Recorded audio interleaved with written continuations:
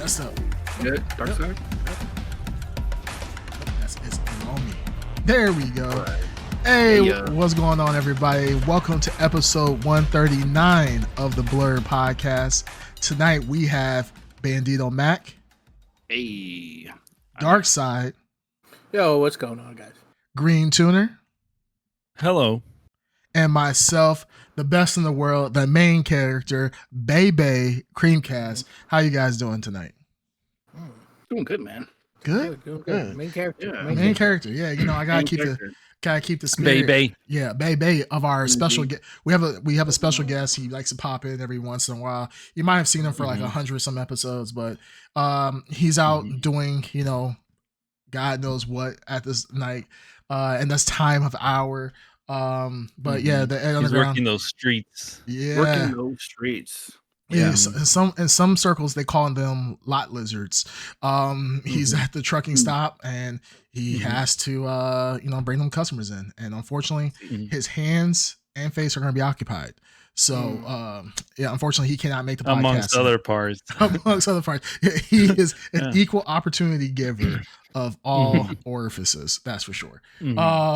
But yeah, unfortunately Underground can't make it tonight, but we hope that wherever he's doing, that he is having peace and security wherever he's at. So all right, so outside of that, how's everybody doing? Everybody doing okay though? Everybody had a great week? Yeah, man. Great week, man. Great week. Not too much happened. Yeah. Pretty chill. Yeah. Pretty chill. Good. Well, talking about, great weeks, this week was a absolute great week for TV shows. That's for sure. So let's jump into our main topic. HBO finally came out, first episode of Matt Reeves' cinematic universe of the Batman. A continuation of that universe. The Penguin dropped on, I believe, was it Tuesday or something like that, or did it drop last week? No, it was last Thursday. It was last Thursday. Yep. Dropped. Kind of disappointed because it only dropped one episode. Same here. I thought we were gonna get like 3 episodes. Yeah, I was like, you wanted to all of them. Yeah, I'm not gonna lie, I wanted to watch all of them at one time because. Yeah, I mean, I watched the first one. The beginning of the episode. To be honest with you, watching the Batman. That movie is, after watching it again, I wasn't as excited for it as I was the first time watching it. It was just kind of like, it's okay. This is a good movie, but there's nothing that special. So I really wasn't expecting much with the Penguin, but man, I really enjoyed it. I really enjoyed the Penguin first episode. What you guys think of it? We all watched it, right? Oh yeah, for sure. Okay. Yeah. All right, let's jump into it. I was gonna say I forgot somehow. I mean, I knew that it was Colin Farrell portraying the Penguin again, but I wasn't connecting it back to the other Batman movie. I kind of wish I did rewatch it again as well, just to sort of remember kind of some of the more story beats, because it picks up right after that movie. I feel like, doesn't it? Yeah, it picks up right after a few weeks. Right after the flood. Yeah. No, it's like immediately after. Yeah. Was it immediately? Okay, I thought it was a few weeks. So it kind of maybe it's a few weeks, but it's pretty close. No, because they're still salvaging stuff from the sewer water. They're still salvaging, and he's getting back into the club in the beginning, and that's critical to the plot. So yeah, that's true. I think it's right after. See, this stuff I completely forgot. I just remember mainly the car chase scene that they had, where he's chasing the Penguin through the or down the highway basically in the Batmobile. But so picking up immediately after that was super interesting. Kind of took me by surprise a little bit, but I really dug just their portrayal of the Penguin and his basically what his status was at the time, right? Kind of like him just as a small time, not basically small time, because he had his own operation going, but you basically kind of see all the other dudes kind of treating him like shit basically, and immediately when he is being talked down to by, I forget the guy's name, but one of the Falcons, yeah. In the beginning, and then he just immediately shoots him, just what the fuck. I just thought that was like such a cool moment because it's like spoilers, by the way. Oh, spoilers! Yeah. Oh, obviously, yeah. Obviously. Spoilers. Obviously, yeah. Going through the whole show here, but I just thought that was like such a great introduction, and then him leading up to the next scene with the kids, and then just kind of like blasting at him, and then taking the one kid under his wing. Right. Like, yeah, I don't know. Just my initial impressions of everything. I just thought it was like super well done, very well written. I love the grounded take. You know, I think we were talking about that before with like some of the Marvel Netflix shows. Just having that street level or ground level plot line, making it like super interesting, right?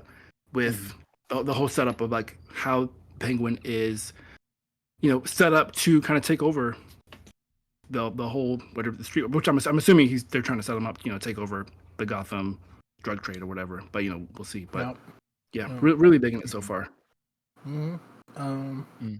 Yeah, no, it was. I liked it a lot. It was really, really good. Yeah, same feelings as you guys. Kind of wish there were more episodes to jump in on. I didn't watch the Batman, but I've watched the Batman like a couple times. In the past, so it's kind of like it's not. I don't need that much of a primer, but it was good. Some of the characters in this, I know we didn't meet a lot of them, but Alberto Falcone is pretty important in comics. But I'm very surprised that he got shot because he's kind of an important character. If they've introduced Sophia, you kind of need him, so they're kind of jumping ahead on something. And I know most of us have watched the Long Halloween or read the Long Halloween. Yes. Yeah. So these are major characters from the Long Halloween, and I don't know if they're going. Well, they've specifically mentioned that Sophia got out of Arkham and she's called the Hangman, right? Or she was called the Hangman. So that's a direct reference to Dark Victory, the sequel to Long Halloween. Was that in the Batman movie at all? No. This is Batman comic books. Yeah. Comic book. Yeah. They jumped pretty. They pretty much went through the comic in one episode, pretty much, or how that's supposed to progress. Yeah, I don't know. I don't know what they're implying because, I guess we'll see. I'm kind of excited because I don't want.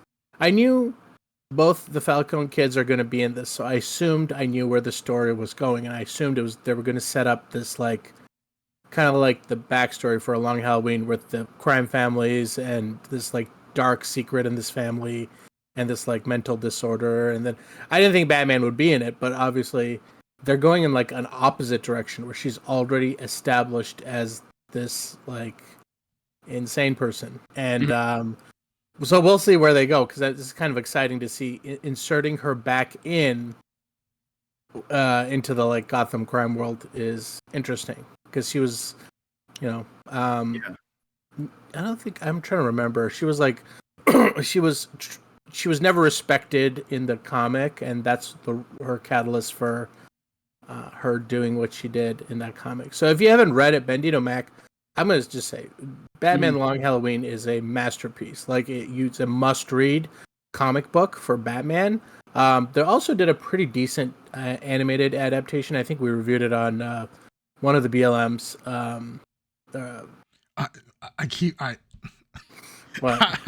was like, BLMs, what? Oh, BHMs. BHMs, yes. But BLM too. BLM even that. You caught me off guard for a second. I was like, what the fuck? Okay, yes, Batman History Month. Yes. One of the BHMs, Batman History Month. Look it up, kids. It's important to our history. BLM on BHM. That being said, BLM. I was wondering that too. I felt like she was introduced. I thought I was missing something. I thought, did I miss I also thought I was missing something when they and she's great. I like amazing. The actor and her performance, and I'm really excited because she can be a really center stage character. So I'm very excited to see what she will bring. So great setup, great episode. Love Colin Farrell, man. I fucking love Colin Farrell. I forgot how great he is on his little mannerisms, all his little penguinisms, like there's a lot of comedy too in him. Definitely. Yeah, and I love the comedy. I love the tone of the episode. It's not trying to be like, it is trying to be very dark, but it's also a little lighthearted. It doesn't take itself too seriously. Yeah. Penguin Totally himself is a little bit of a bumbling, kind of likable guy, right? And he's the type that'll like. I'm impressed how they're able to like portray that, because I always thought of the Penguin as always just like kind of a small and gross, right, kind of like a grimy person, but like I feel like they did a good job characterizing him as kind of goofy. I mean, he has like this loud, that pink, or not pink, the purple. What kind of car is that? Maserati. Yeah. Maserati. Yeah, Maserati. Yeah, it's a Gran Turismo. Purple and gold. Yeah, he says plum. Plum. It's not purple. Right. Yeah. Plum. It's plum. It's not purple. It's plum. That's true. Yeah.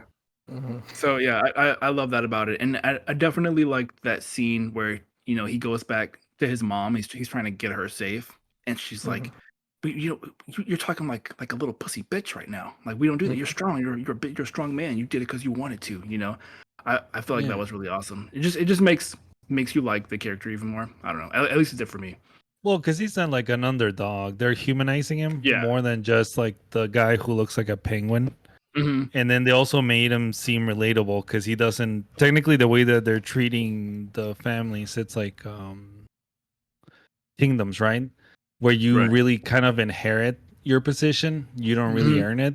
And if you come from where like the penguin comes from, where whoever that young kid was, I mean, your chances are not good unless you hitch your wagon to someone like the penguin. He's the one that's gonna like pull you out from wherever you're in. Right. So it does make you root for him, because they do portray everyone else as kind of elitist. Right, of course. Yeah.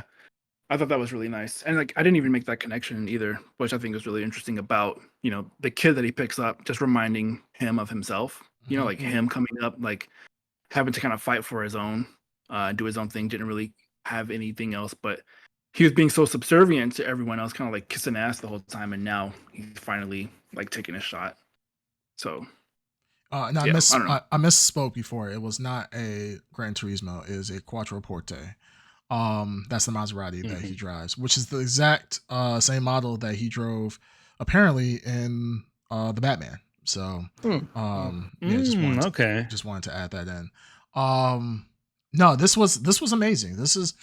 I'm not gonna lie. I like I said, I came with very low expectations. I think we've been burnt too many times by not only Marvel but DC as well with their live action adaptations. Some of them, because we had Peacemaker, and that was amazing. Yeah, that was chef's kiss. That was chef's kiss. That was amazing. But we also got once again like Suicide Squad. And I'm thinking old Suicide Squad. I'm talking live action. No, I'm movies. thinking shows. Shows? Movies. Okay, Shows? because I thought we were talking about like DC shows. Well, I think Peacemaker is probably the only one I can think of show wise that they have that's live action. Yeah, usually like I don't know how many HBO has, but the HBO DC shows are good.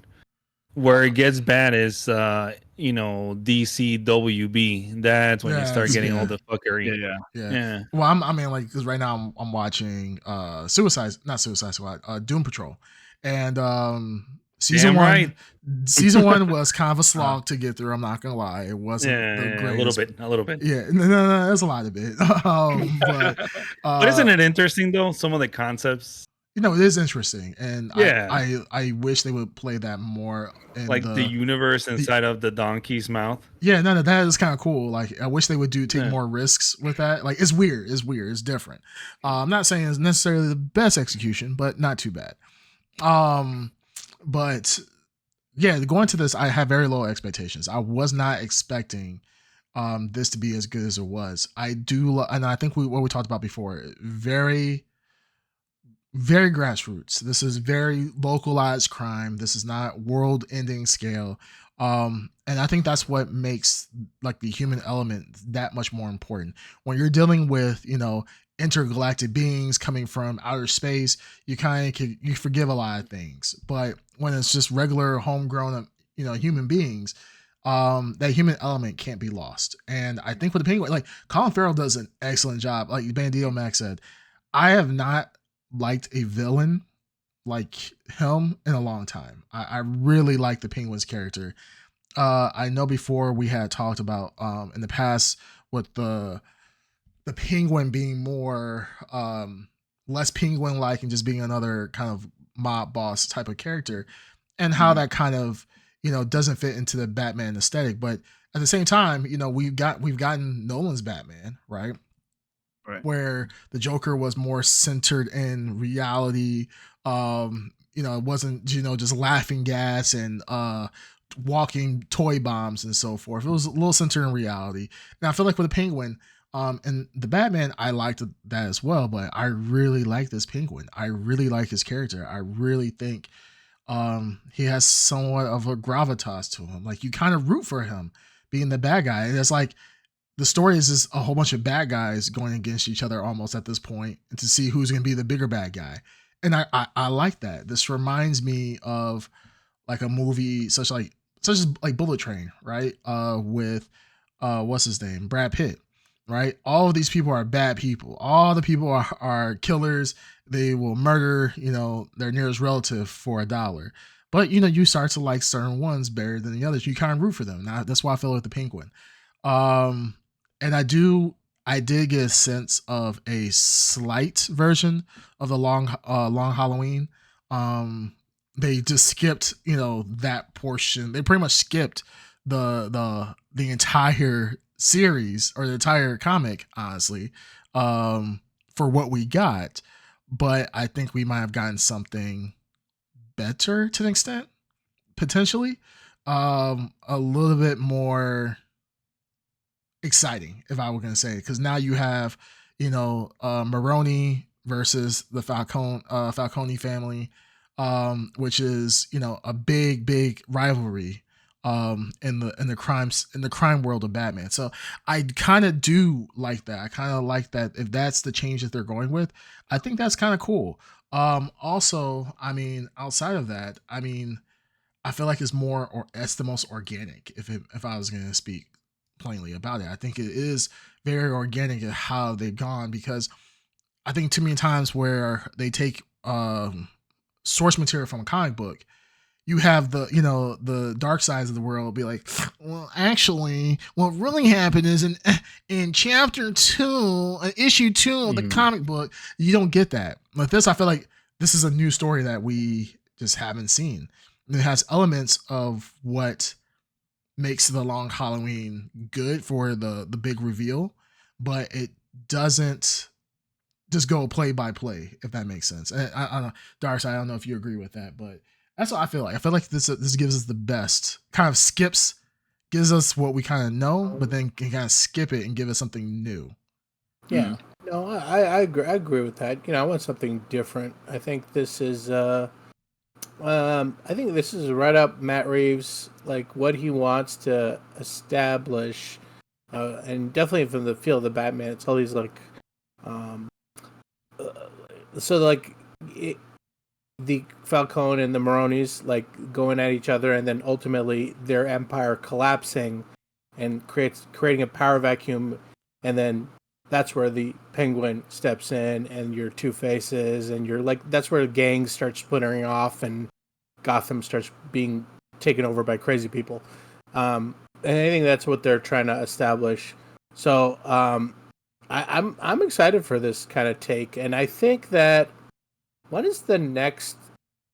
Have we even started filming the next Batman movie? I think it's like, I don't even think that's been like, I know it's planned, and I know like there's a script, and I know there's like he's talked about it a lot, but I think it's I don't even think it's been filmed or is even started filming. So because we've heard zero about it, so I'm curious to see what kind of setup this movie this series provides for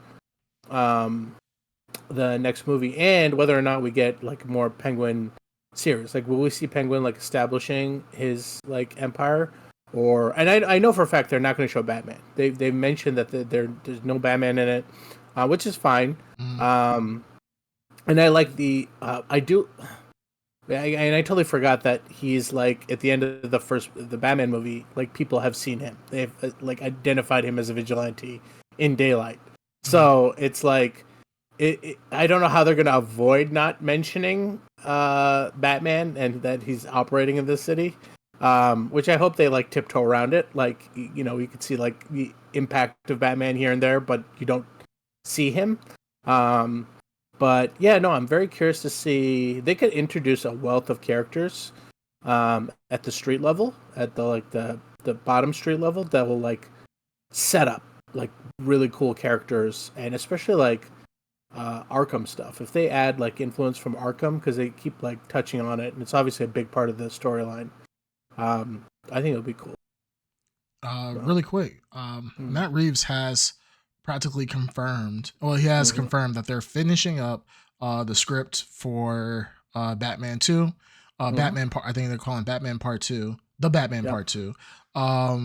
They're finishing up the script, and they're going to pretty much start shooting in 2025. And this is slated for October 2026. So it's a ways away. And the Penguin hopefully does establish that power vacuum where we start to see other characters start showing up, street level characters, but also, like you said, the crazy people. Like we've already seen the teaser of potentially the Joker showing up. So this will be a really good segue into that. I mean, I hope we get a lot of like good police stuff too. I think that they could introduce some good GCPD like corruption. Like that would be cool. And I don't think this episode had any of that. It was just purely around the Penguin. Yeah. Penguin was just all Penguin, which is fine with me. Yeah. Which is fine, yeah. But it's an unlimited series, right? We're touching it though, right? We're touching on the police, right? Because wasn't one of the guys that the Penguin sends that letter to? Yeah. So wasn't like district attorney? I would be surprised. I don't remember who it was, but yeah, he's trying to blackmail somebody. So it's a Gotham official. Yeah. I'm sorry, Greenton, you were saying something? Oh no, that's fine. I'm saying it's a limited series anyway, right? I think initially it is supposed to be a limited series, but I don't know. Yeah, I think we'll only get one season out of it. I don't think it's planned to have another one. Because if it's limited series, can literally mean it can be 6 episodes. So that's what I'm saying. Like I don't know how much you can accomplish with whatever. Well, I think we could find out right now how many episodes it has. Yeah, I'm looking right now. Yeah, I think that's been announced. But as far as another season, I have no idea. 8 episodes, and that's not that bad. Yeah, it'll be ending on November 10th. Okay, that's pretty good. That's actually really good. Yeah. Oh, we got really quick. We got some comments in the chat. Only Toes, welcome. Says Sophia Falcone is Kristen Melody. Pretty much a great character. I agree. She did. I mean, when you look at like Unnerved, she looks unnerved and absolutely psychotic. Great character. She did a perfect portrayal of what's her name? Sophia Falcone. Sophia. Yeah, Sophia. I don't know why I was thinking something else. Sophia Falcone. Falcone. And then he says it would be cool if they did a build up for Mr. Freeze and Poison Ivy. That's the thing, is like I find that hard to do, right? Mr. Freeze, because you have to start tapping in technology and other stuff that goes outside the realm of, like you would say, a typical street thug, or even like a Joker. Joker can be still very practical, as we've seen with what if it's like Nolan. A Jared Leto Joker, right? And it's Mr. Freeze, but because he has a lot of ice, right? So he has like diamonds everywhere. Everybody, please. Please, everybody. Yes, exactly. I mean, another shot for Jared Leto. I'm in. I'm in too. Could you imagine Jared Leto as Morbid time, ruining another Batman movie? It'd be great. I'm sorry, making it better. Sorry. Yeah, he'd be like tattooed across the cold or cold. Ice. I just wanted to see Mr. Freeze tatted on his forehead, and people were like, "What the fuck?" Like, just in case you forget who I am. Like, yeah, there you go. Like something stupid. I like how Jared Leto's Mr. Freeze is doing an Arnold accent for some reason. I would love that. That's sick. It's method acting. It's quite method. It's layers to it. Yeah, exactly. Right. Meta. It's highly meta. Well, there was a Joker character right at the end of the Batman movie. Yes. Right, there was like a hint, like a little teaser of a Joker type. Yes, and they blurred him. They blurred it, and kept it in the dark. So. Yeah, blurry, exactly. I think they blurred the character so you couldn't see him specifically. His face and his mouth and but they didn't really show. Like they really danced around it, heavily implying who it is. Yeah. So I would love to see. I mean, the thing is I did like the Batman for especially the first viewing, mainly because this was practically a fresh Bruce Wayne. We haven't really, and we've gotten it with the Batman Begins, but I kind of like the street level Batman instead of a Batman who instantly becomes Batman and is automatically first go around fighting Ra's al Ghul.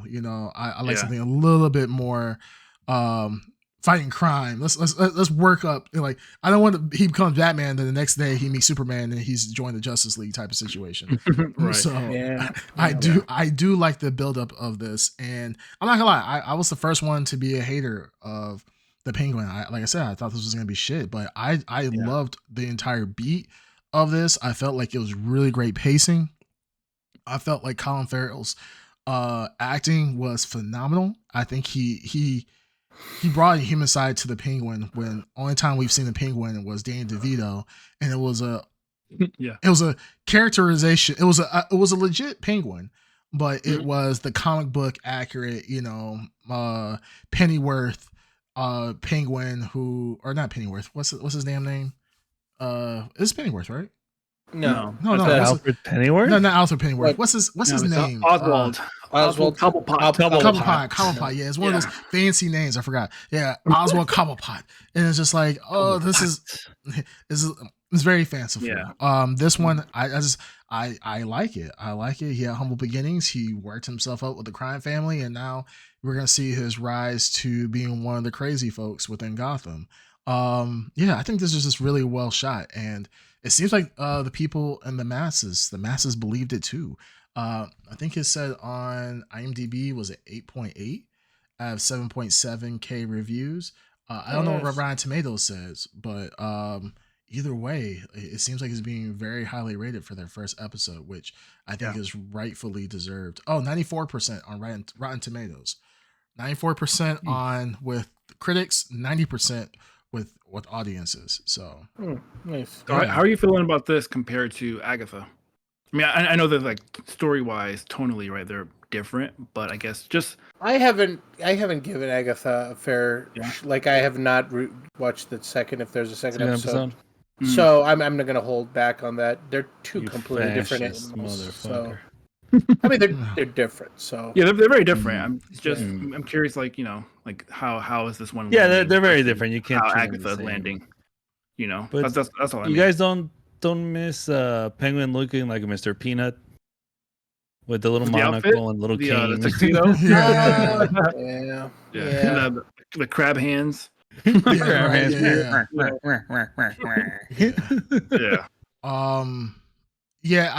don't. I have to agree. You can't really compare these two, right? Yeah, I mean, I'm not saying story-wise. I'm just saying, how is this one landing versus how Agatha landed? I know this is. Landing 1,000 times better than Agatha. I think. Yeah, this landing-wise, this is way more of my alley than the other one. Yeah, again, no hate against Agatha. It's just not my jam. Yeah, I mean, you could. I like I said, I really don't think I've given Agatha the Fair Shake, but yeah, I haven't either. That's why I'm just curious. But because obviously I'm this interested. is obviously this is designed to be more appealing to To us. I mean, Us, literally yeah. have Very clearly, Yeah. we're the demographic that this Yes. is for. Yeah, It's 100%. almost like they just asked us specifically, like, "Hey, what do you want to see in that Penguin limited show, right? limited streaming series?" Like, yeah, this is really good. I mean, really quick before I know we're trying to be kind of fair. Agatha has gotten good reviews so far. So for critics, it got 79%, and then for audiences, also 79%. So people are really liking Agatha. Yeah, and I think we'll. I mean, we will revisit at the end when it wraps up. To give our take on it. So, I think I predicted a really high score for Agatha. So I have faith. I'm sure I'll like it. Yeah, I forgot what we all scored Agatha, but I think sort of harsh. You got to give middle. It like I think we were. I think we're middle-ish because the thing middle-ish, again, I don't think we're the.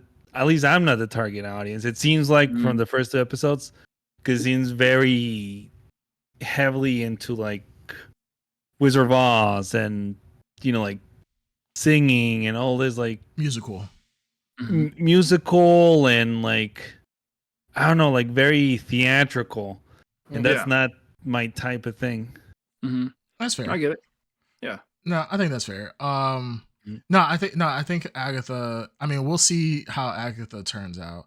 I have remember it had cheeks though. Remember it had cheeks. It did have cheeks. Oh, did you hear me complain about the cheeks? Yeah, I'm just saying. None of us complained about that part. And I think we all gave it. I think I gave it a higher score for the first episode. Wasn't too big of a fan of the second one, but I'm still willing to give it a fair shake. I had no problem watching it overall.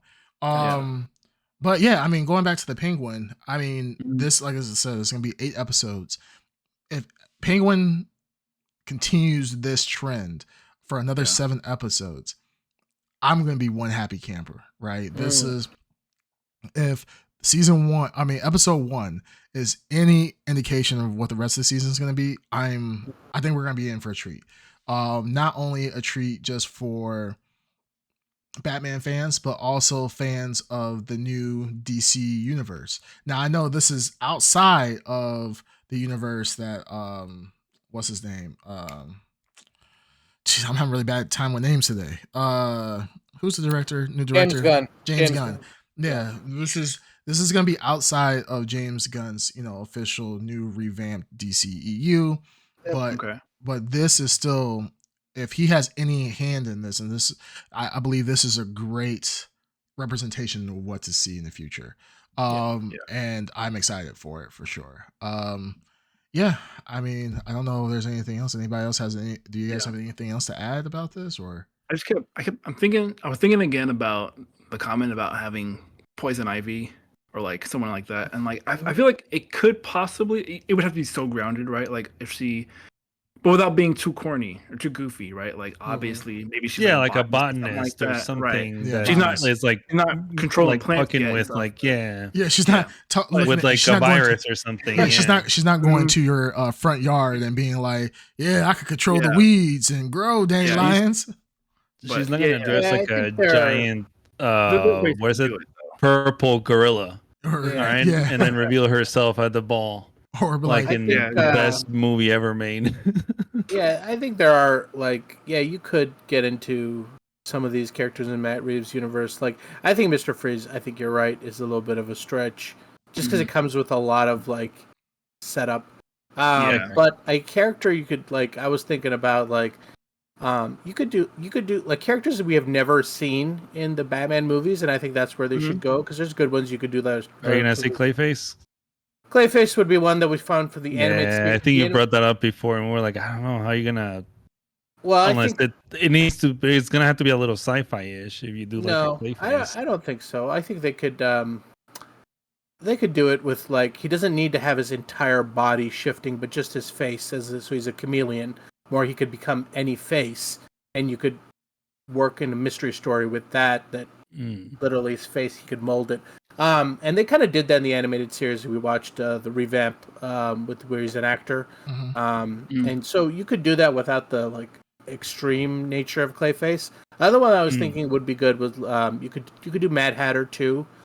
Just the idea of mind control with like headbands and technology, or like using technology. I think they did a good job with using technology, especially the Batman first movie has that like retina technology. So like there's like implications of things you can do. The idea that there's advanced tech in this universe. But yeah, like I said, I don't know. They haven't announced who the villains are going to be, but like, I mean, you could go for some classics. I just don't want another visit to the Harvey Dent train. And I know I really love him, but like, you can't bring up so the long times. you can't bring up the long Halloween without and the following sequel and not bring up Harvey or Two-Face.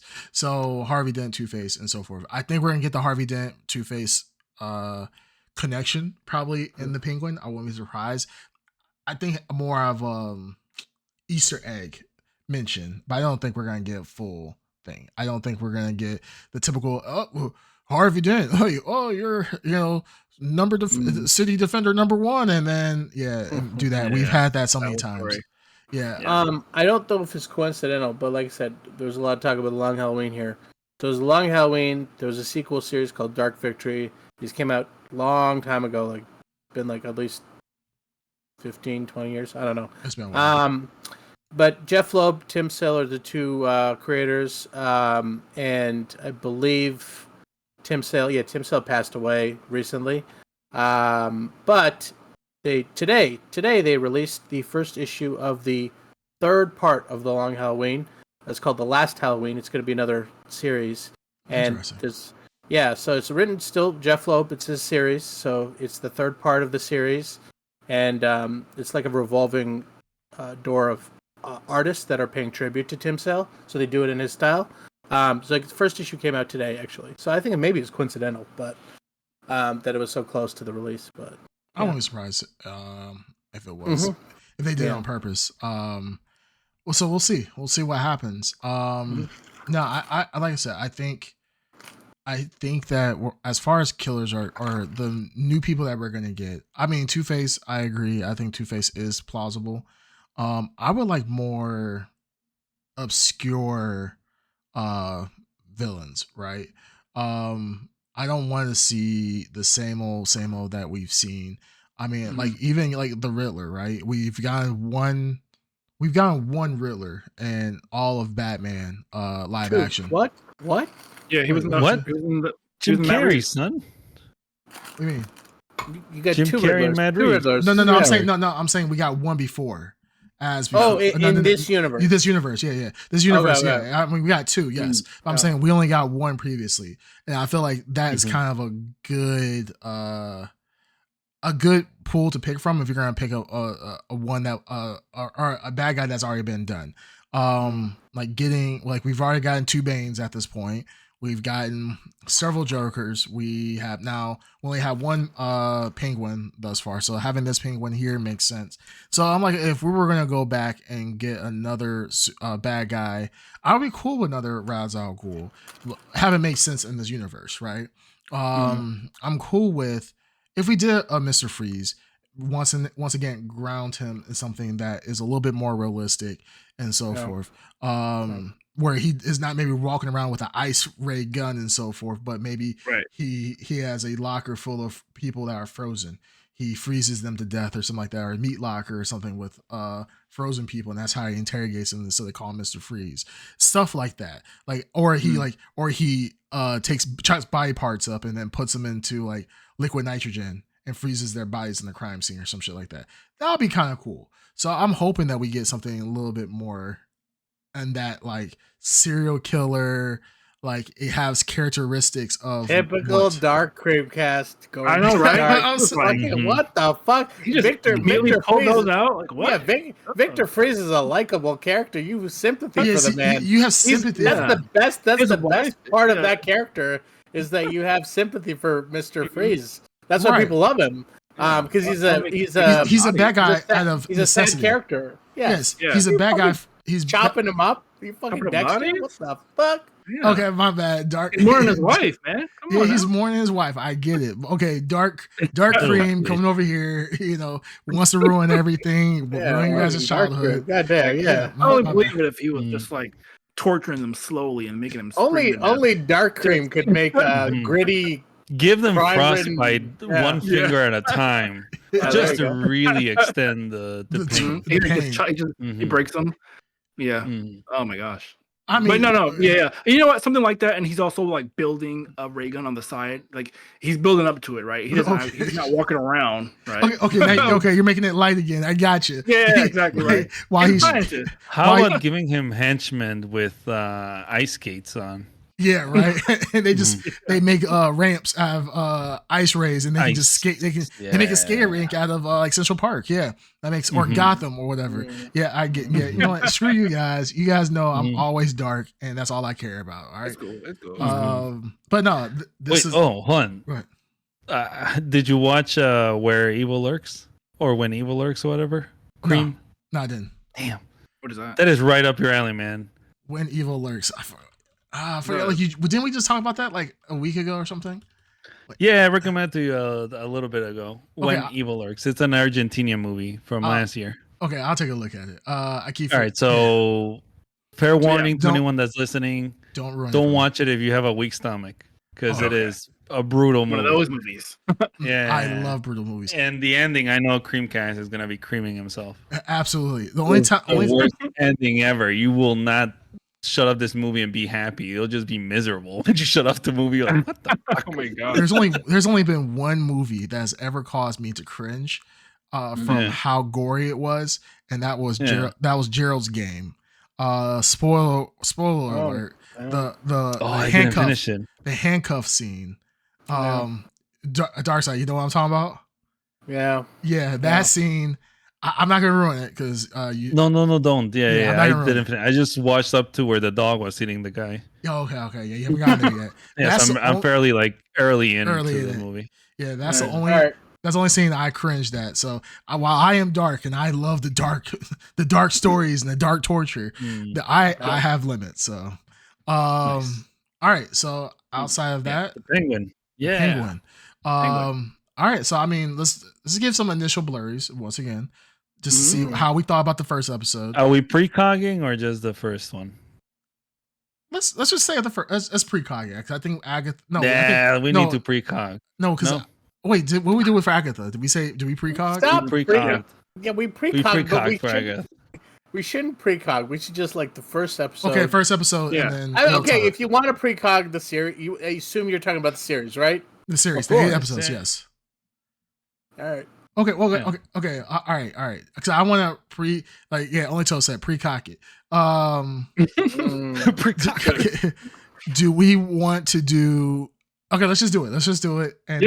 But then Darkseid in the future, we'll just base it off the first episode, and then we'll compare how we thought the first episode versus the last episode. Is that fair in the future? Yeah, I don't remember what the fuck I gave the last episode we did. So that's not gonna happen. Okay. All right. So let's just give it for the first episode. Screw it. Let's just do it for the first episode. All right. Penguin. All right. I will go first. I will give it the actual first episode. 8.5. 8.5. Really good. Really great. I'm leaving it some room to grow, but I've enjoyed it a lot. And now, do I also give a precog? Is that what we're doing? No precog. We'll just precog. Okay, all right. Okay. So 8.5. Okay, that's fair. 8.5. Yeah. All right, Bandito. What you think? Yeah. You know what? I'm gonna go with a 10. It was great. Damn. 10. Perfect. Good. I love it. Hey. Okay, let's. The first episode. Hey, I'm on board. Hey, no. We got 10. Have we ever given anything a 10? Have you ever given it a 10?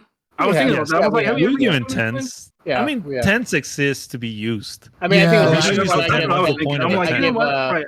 I'm giving it because everything about the episode, there wasn't anything that I was like, this was dumb or that was whack. Yeah. Or like, there wasn't anything that I felt off about during the whole thing. I was super engaged. I liked it.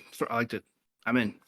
Now the question is, have we ever given a TV show a 10? And I don't know, because I know like Dune, we get Dune 10s. Dune has. I think we Werewolf by Night, but that was not. That might have been a 10. That was a movie though. That was a Disney. Yeah, it was a TV special. TV special. But no, you're right. Okay. It's still not a show because a show no. I'm sorry. We did give a TV show a 10. I did at least. What? Andor. When? Andor was. Andor was. Andor, Andor was. Andor was very gave high. it a 10. I gave it a 10. I was pretty close up there. It was really. I think we were all up there. The whole series, right? The whole thing. The whole series. I believe so. But who the fuck knows? Yeah. Only Toast says a Bandito. You have low standards. To give it a 10 out of 10. I don't know. What kind of garbage does Only Toast watch? I don't give a shit what he thinks. Yeah. He probably thinks fucking anime is. Only Toast just making anime right now. Oh, hey, shut the fuck up. I love anime. Yeah. I was just trying to say, I couldn't think of anything else. You're on grifter territory right now. Yeah, calm down. Only Toast just needs someone to fuck around with. Ed's not here. Yeah, let's move on to the other target. Get your insults into the chat with graphic detail. Exactly. Ed will still come into the podcast and still read the comments. So Only Toast, put your insults in right now. He'll read it later. Trust me. Be here. Yeah. He's gonna be so mad because he's like, fuck, I can't. He's gonna write down what you wrote, and next time he's on, he's gonna reply. He's like, before I get my blurries, Only Toast, fuck you, blah blah. And he's gonna go on. Oh Lord, he did that last time, didn't he? Yeah, You've been swallowed. Only Toast. He just swallowed. Only Toast, he doesn't want the smoke. We understand that. We understand. All right. Fair.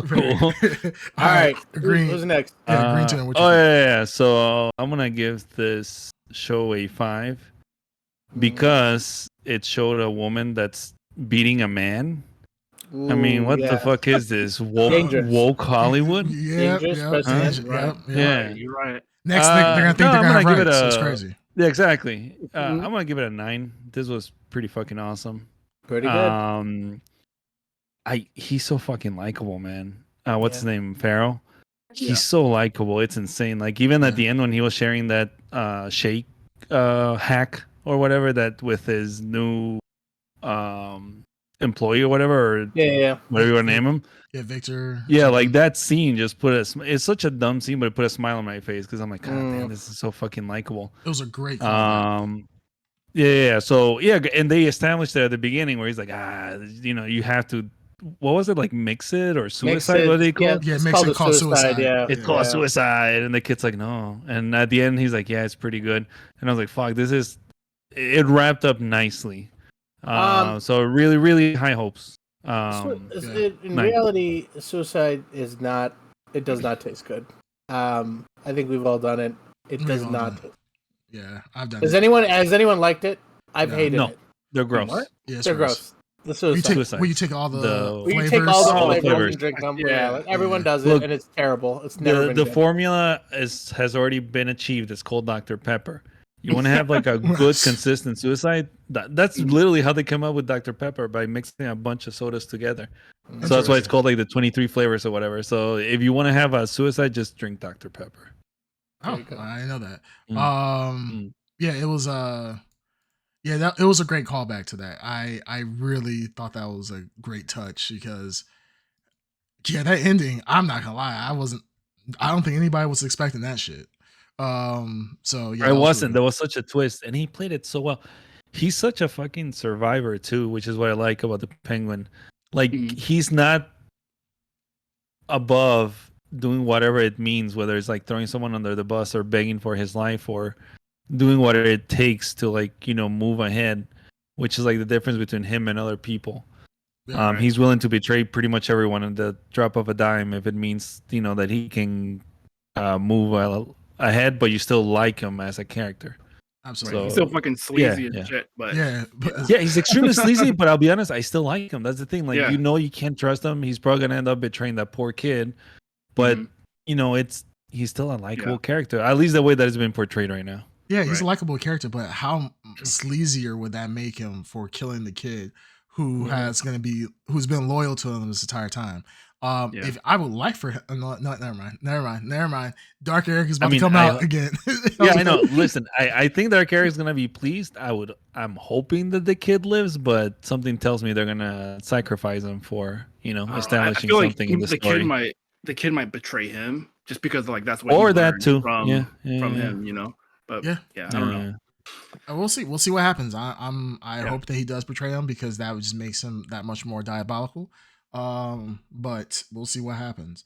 For myself, I would give this show a solid 9.5. I would give it honestly. You know what, Bandito, I'm gonna follow. Do it. Go for it. Tenor. This episode was a 10 out of 10. This episode 10 out of 10. Yeah. This episode, honestly, there's nothing I can see wrong with this episode.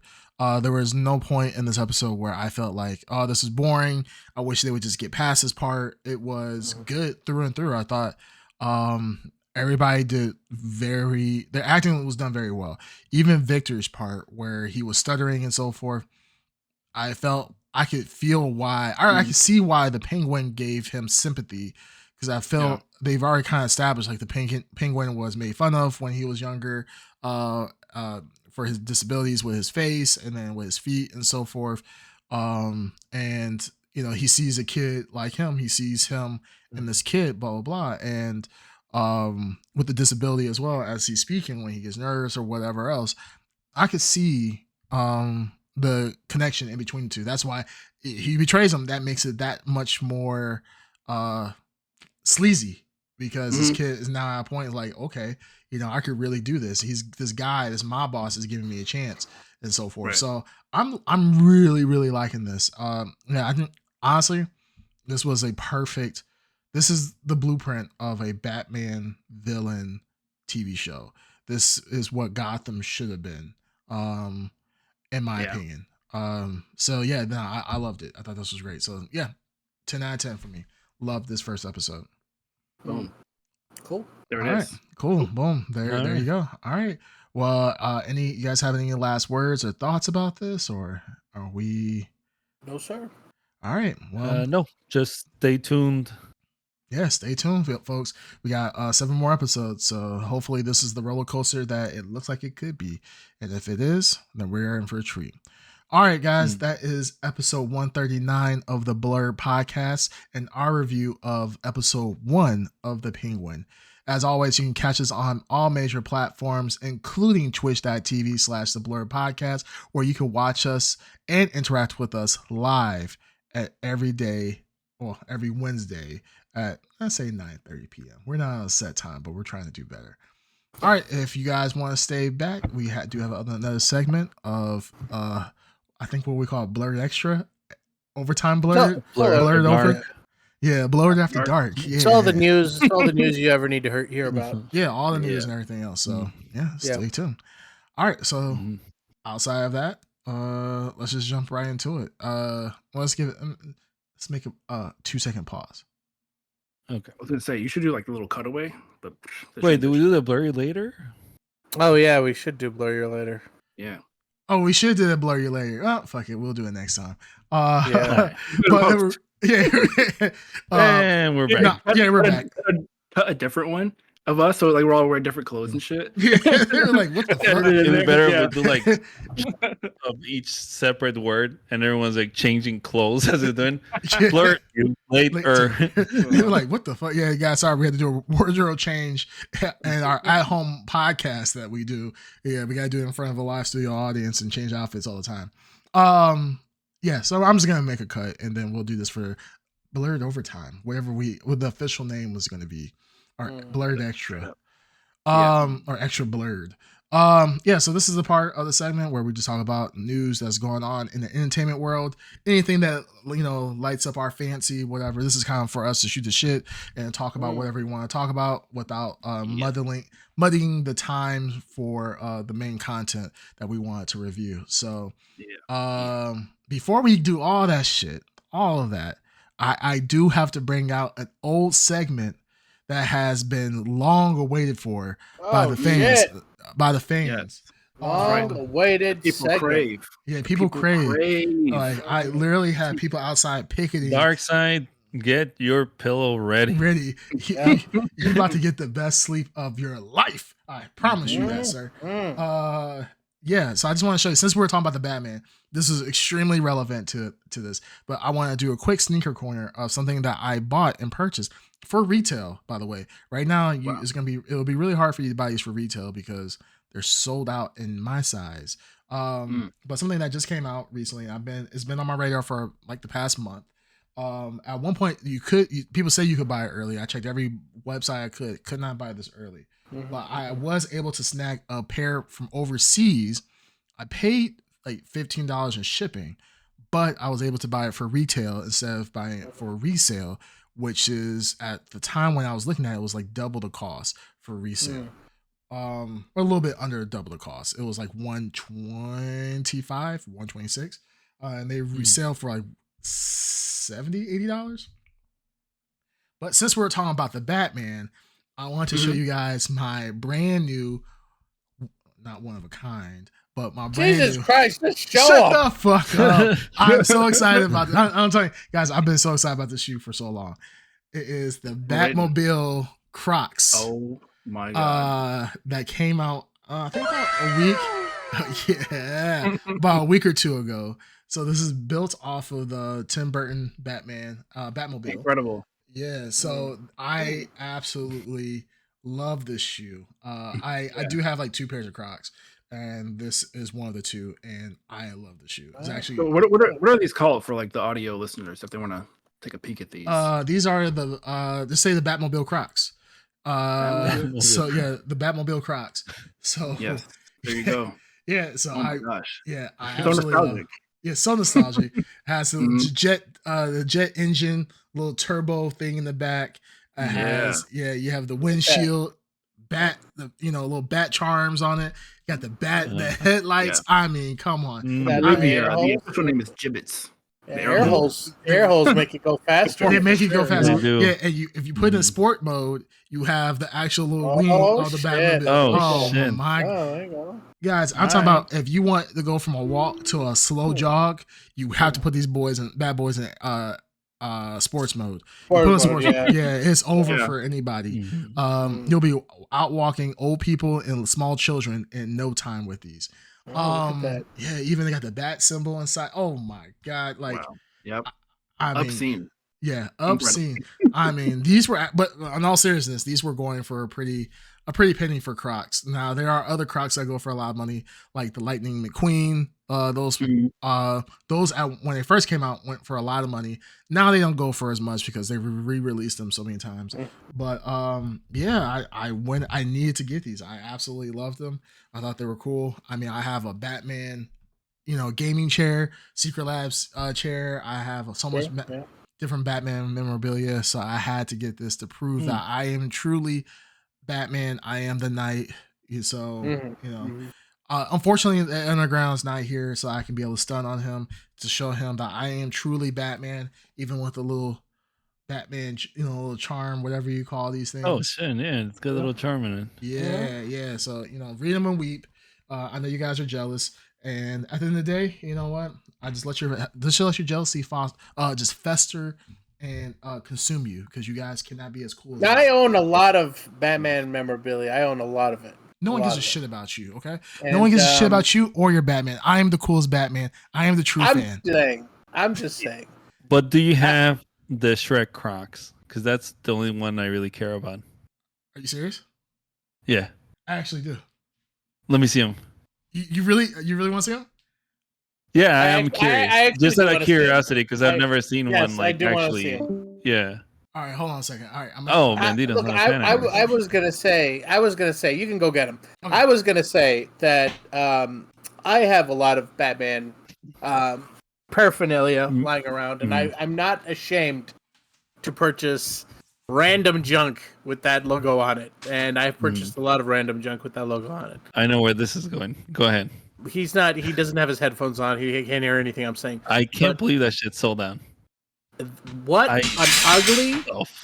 Right now he cannot hear us. He's looking through. His headphones are off. and he's like digging through the boxes like for the Shrek. But it's like what you get a fucking Walmart kids section. Yes. Fuck! It looks exactly like that. It looks like Payless for kids. Oh, there here he comes. He comes back here. Anyways, but yeah, basically for sure. Overall looking really good, and like sleek too. Oh, what are you guys talking about? The Crocs. I don't know what you're saying. I'm going to have to go back in the pod, and I know you said some shit. That's irrelevant. Probably not worth it. I don't care. Listen, I love the sneaker quarter, and I hate you so much. I'm excited to see what you'll put out there. Okay, well, I don't give a shit. I do have the Shrek Crocs.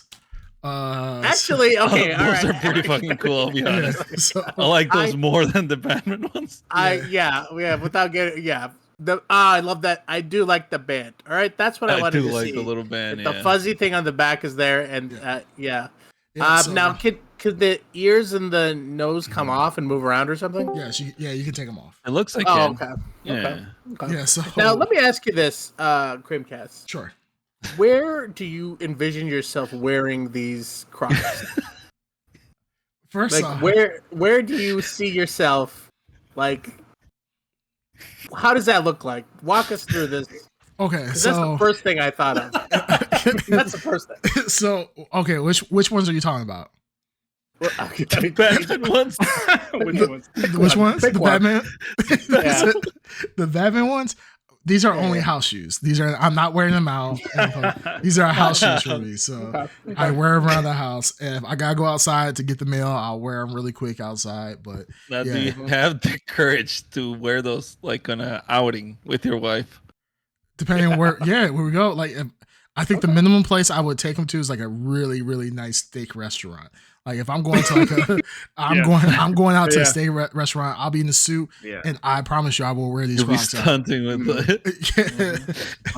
They'd be like, I don't have it in sport mode, and the guy comes up to me like, "Sir, we need you to probably get VIP. I'm gonna require you to put this in sports mode, please." Sir,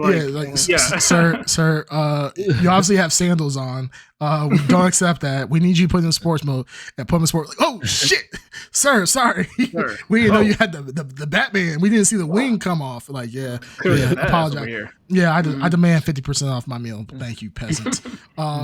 So it's in the nice section.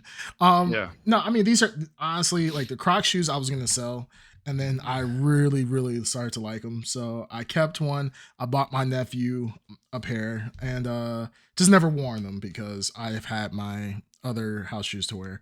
And then when I saw the Batman ones, of course, I am not going to wear that outside because I love Batman. I will never disrespect Batman. So right now they're house shoes, but will I ever wear them outside? If I'm going to like a friend's house, like my brother-in-law's house or something like that, yes, I will just go over to his house wearing Crocs. But other than that, no, I'm not wearing Crocs outside. You know what?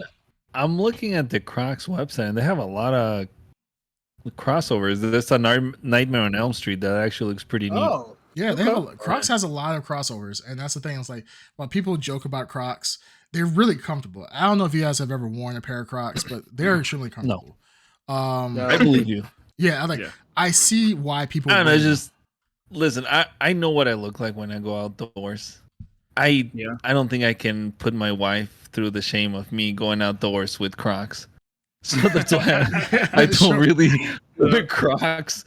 Because I'm like, shit, I'm pretty sure she's embarrassed enough as it is. I'm like, I just can't add this extra layer. Right. Now, what's the value? Like, is it highly sought after? Because I'm trying to look up. Which one? The StockX one?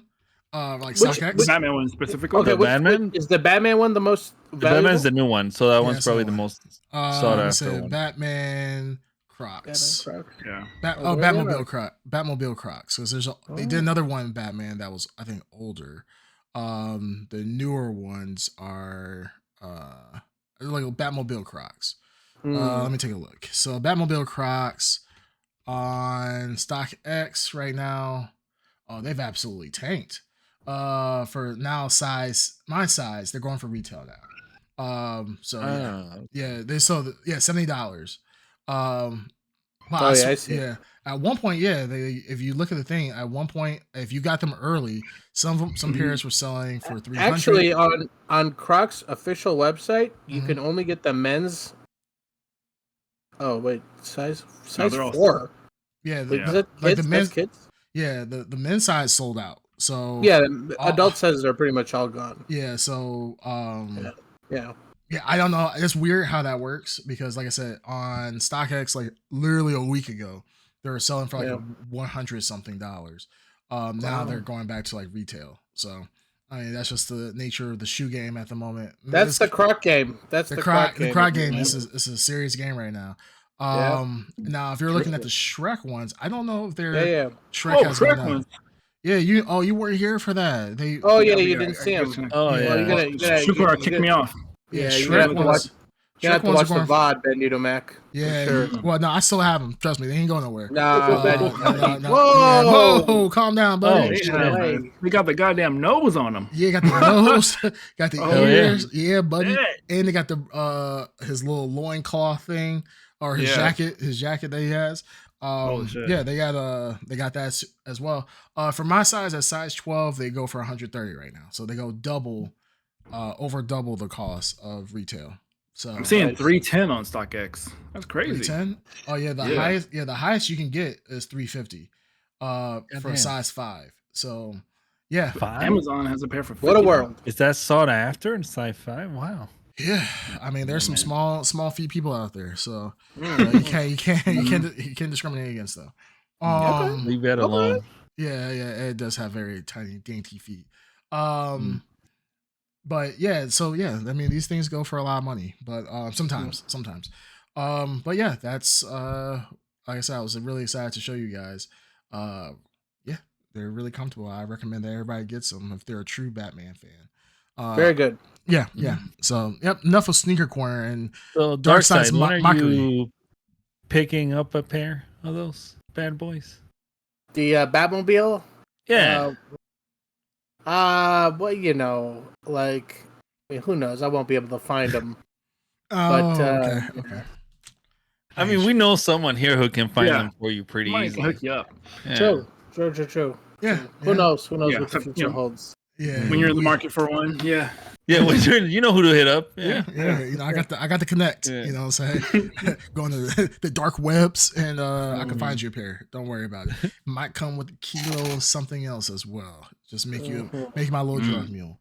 All right, so now that we're done with the Sneaker Corner, I'm gonna put that back in the vault. You guys are not getting Sneaker Corner anytime soon. Don't cry about it. I understand it's the most anticipated section or topic of the Blrd podcast, but I'm gonna keep that in my bag for right now. We do have a comment. We do have a comment from Polar Knights. It says, "I love this show. It is the perfect evolution of beard growth." It absolutely is. It absolutely is. That's so fucking true, man. Damn, that's so true. Like if Ed was here, you have a pretty much a bit. Well, no. Ed would be after me. Yeah, he'd be after you. The little pencil. Yeah, he has a pencil. He has a pencil. And Ed is still in denial, saying, "Oh, I could grow a real beard. Full beard. I could grow a full beard anytime." Like, no, dude, you're 40 at this point, dude. Like, it ain't happening, man. I'm sorry. Yeah, it's long gone. That chance is long gone. Everybody's like, you're gonna get your second puberty anytime soon now. Like, no, that's not how it works. I guess it's you, Green Tuner, Ed, then Bandito, then myself, and then no one can ever beat the champ of beards here. Dark Side. I think it's something. He has the built-in cheat code. He does. Yeah. The nature's beard cheat.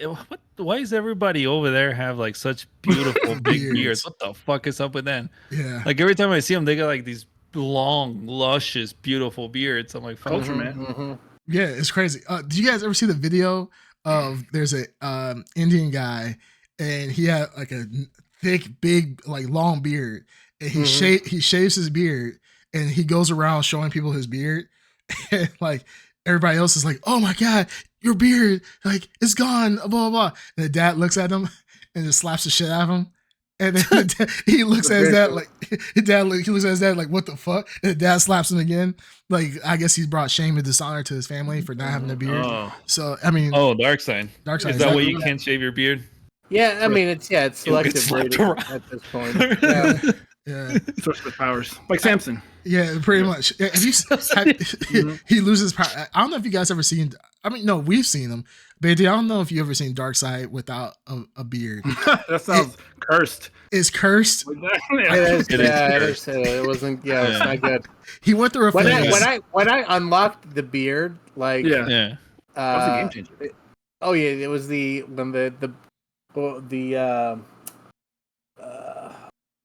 forgot what it was gonna say, but like when I unlocked that achievement in life, once that was unlocked, there's no going back to that. There's no going back. Yeah, I have gone back like once, and I was like, "The fuck is this shit?" And I think I will. And I literally remember staring myself and concentrating the beard to grow back right then and there, willing it to grow. Yeah. So, but yeah, no. Maybe, who knows? Maybe one day will reappear. Please don't. Please. The chin. But, Darkseid. Man. Hey, it's just so. It's just like it's so. The bottom of your face gets cold. You know what I mean? And, it does. It does. That's it. That's just nature's way of keeping you toasty. Yeah. I wish I can grow a fuller length beard. That's what I want, but it's just not in the cards. I could grow a beard. Yeah. This little shitty patch here and here, and that's it. Yeah. God didn't bless me with the beard genes. Yeah, Darkseid. I mean, when he doesn't have a beard, I mean, he looks like a young old man. It's one of the it's so freaky because he de-ages by 20 years. But you're like, this motherfucker's still a grown ass man. Yeah, if I shave the beard, for sure, like I'll lose like 20 years from my life. Like I will instantly youthify myself. But something's wrong. You're an old teenager. Like you're an old teenager. If he went to high school, I'd be like, this motherfucker. I can't stop him. I think I've talked about this. Like my whole face, all the hair is trying to connect. It's trying to like the hair from here, and I keep like having to stop that. It's trying to connect it to the eyebrows, into like Wolfman situation. I was gonna say, I think you might have lycanthropy. Yeah, lycanthropy. He's slowly turning into a werewolf. It's like a slow version of lycanthropy, and I have to keep keeping it at bay every day. So. Yeah, it's like a receding hairline. His is different. Yeah. He has an advancing hairline. It's like he's trying to hold the line. He's like, basically. But I think there was even one time when Darkseid, you must have gone to like a black barbershop or something because they lined up your beard. You look like you were about to either preach a sermon or like drop an R&B album. It was like the cleanest beard I've ever seen on Darkseid. I can't. Most people, so many girls that day. But the thing is with Darkseid, he has the beard like. I don't like him with a sharp beard, man. I like him with because this look that he has now looks natural on him. It's more approachable. Yeah, it's more approachable. Like, if he's too clean, I'm like, I gotta keep my wife away from him. I gotta keep my mom, my sister away from him. Well, when he looks too clean, I'm like, this motherfucker's trying to scam me out of some money. This motherfucker, he's too well put together. This motherfucker hit a lick on an old lady and he took her whole retirement and shit. Like, that motherfucker be too clean. So that's crazy. Yeah, Darkseid does. He is the king of beards on this podcast. Like my shit don't connect. That's why I keep my shit grown out because my shit just I don't know what happened and God just said, no, I need to humble you. But this little part right here doesn't connect. This part doesn't connect, and I'm just like, fuck. I'm glad it at least gotten that far because I've seen some of our friends have beards and it stopped right here. And I'm just like, fuck! Like you just got you just got them pork chops on your face, like mutton chops. Mutton chops. I think that's how mine grows. Like if I don't shave it, it'll stop like right there. I'll get mutton chops. I look like an old school porn star if I just let my hair grow out. It's crazy. It's like I should be in like in a black exploitation film or something. Turkeys. I want to watch. What's that Everything movie? just has a sepia tone on it. Yeah. I want to see that movie again. With Michael Jai White. Oh, I love that. Whatever. Black Dynamite. yeah. Black Dynamite. Yeah, Black Dynamite. Yeah. That is was it like a shoe or boomerang? Well, I think it was a shoe. I think it was a shoe. Yeah, I think it was a shoe. Yeah, he fucking was like, I threw that shit, motherfucker. Yeah, that is the culmination of all perfect, like a perfect culmination of black exploitation movies and so forth. Black exploitation is a black exploitation. Exploitation. Black exploitation. The black exploitation. Jeez. But yeah, no, I need to see that movie again. But yeah, thank you, Polar Knights, for us now reliving that we don't have a phenomenal beard. Our beards. Did anyone watch the anime? Wasn't there an anime? Oh yeah, Black Dynamite. Yeah, or an animated series. At least, if it wasn't an anime. It was on Adult Swim. Yep. Was it American or Japanese? No, it was American. It was American. I'm thinking of Samurai. There was one. It was like a style. I mean, it wasn't really an anime. Afro Samurai. Afro Samurai. Oh yeah. That was Japanese. Yeah, that's no Afro Samurai was American, wasn't it? That was American too. Yeah, I think it was Afro Samurai was it was done by wasn't it done by Japanese studio? Use the power because I remember looking very like fluid. Yeah, I'm pretty sure it was, but you can confirm that. But yeah, no. Black Dynamite did have a short-lived series. It is. It's Japanese. It is Japanese. Yeah. Okay. It's written by a Japanese author. Yep. But Black Dynamite. The manga. Mm-hmm. Yeah. Oh shit! All right. Yep. So no, you guys are spot on. No, I was gonna say. Yeah. So I mean. Okay, now we're gonna get off the beards. Jeez, there's a lot of beard talking here. Yeah, beard took us down a weird hole. All right. Yeah. So let's go. Mac, you got the doc here. What you got? Hot scoops. The news. What's happening right now? Those are scoops. Yeah, the latest scoops. We could talk about the PlayStation 30th anniversary bundle popped. PS5 Pro.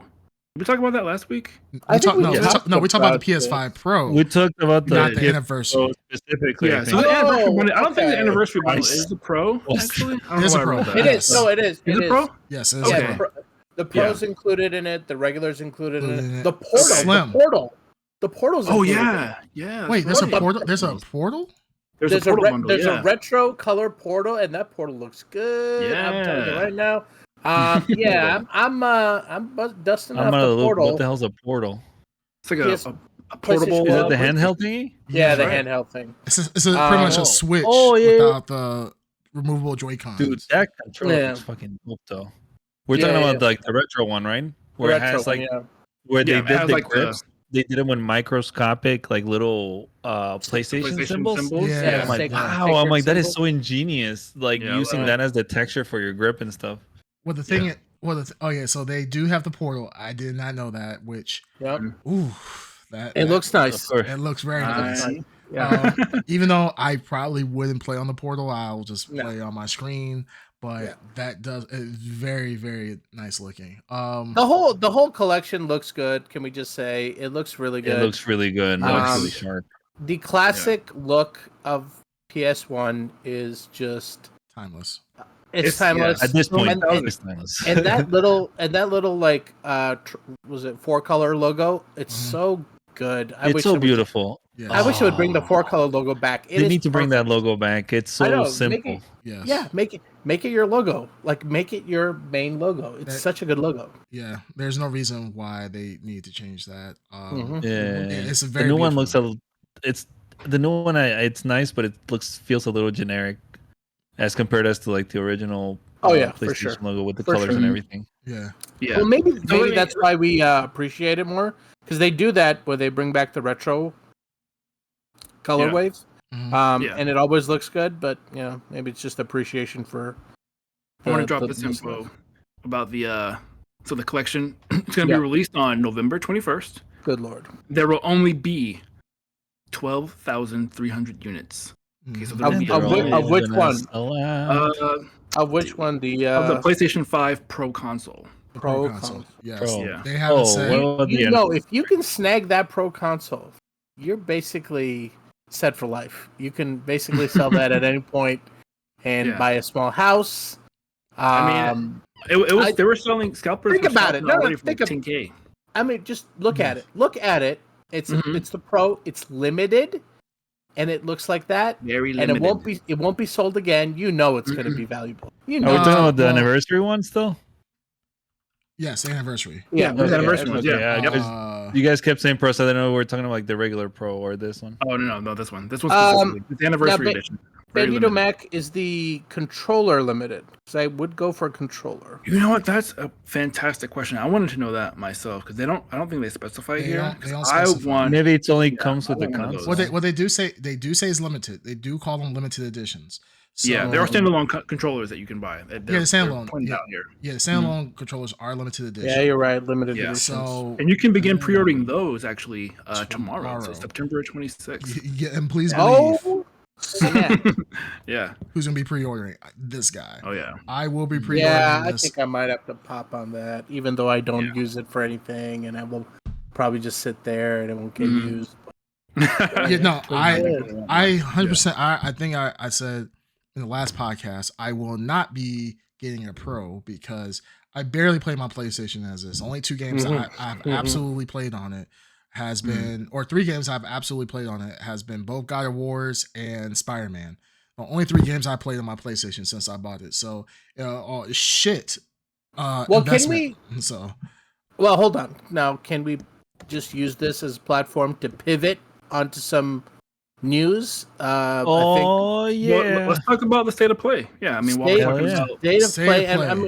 State of play, and I think there's only like honestly, I watched the whole state of play, and I think Bandito, you did too, and I'm not sure if the other guys here did, but there's only one game. Like the 9-minute recap that you can watch on like. Okay, but before we make a transition, I just want to bring up one thing real quick.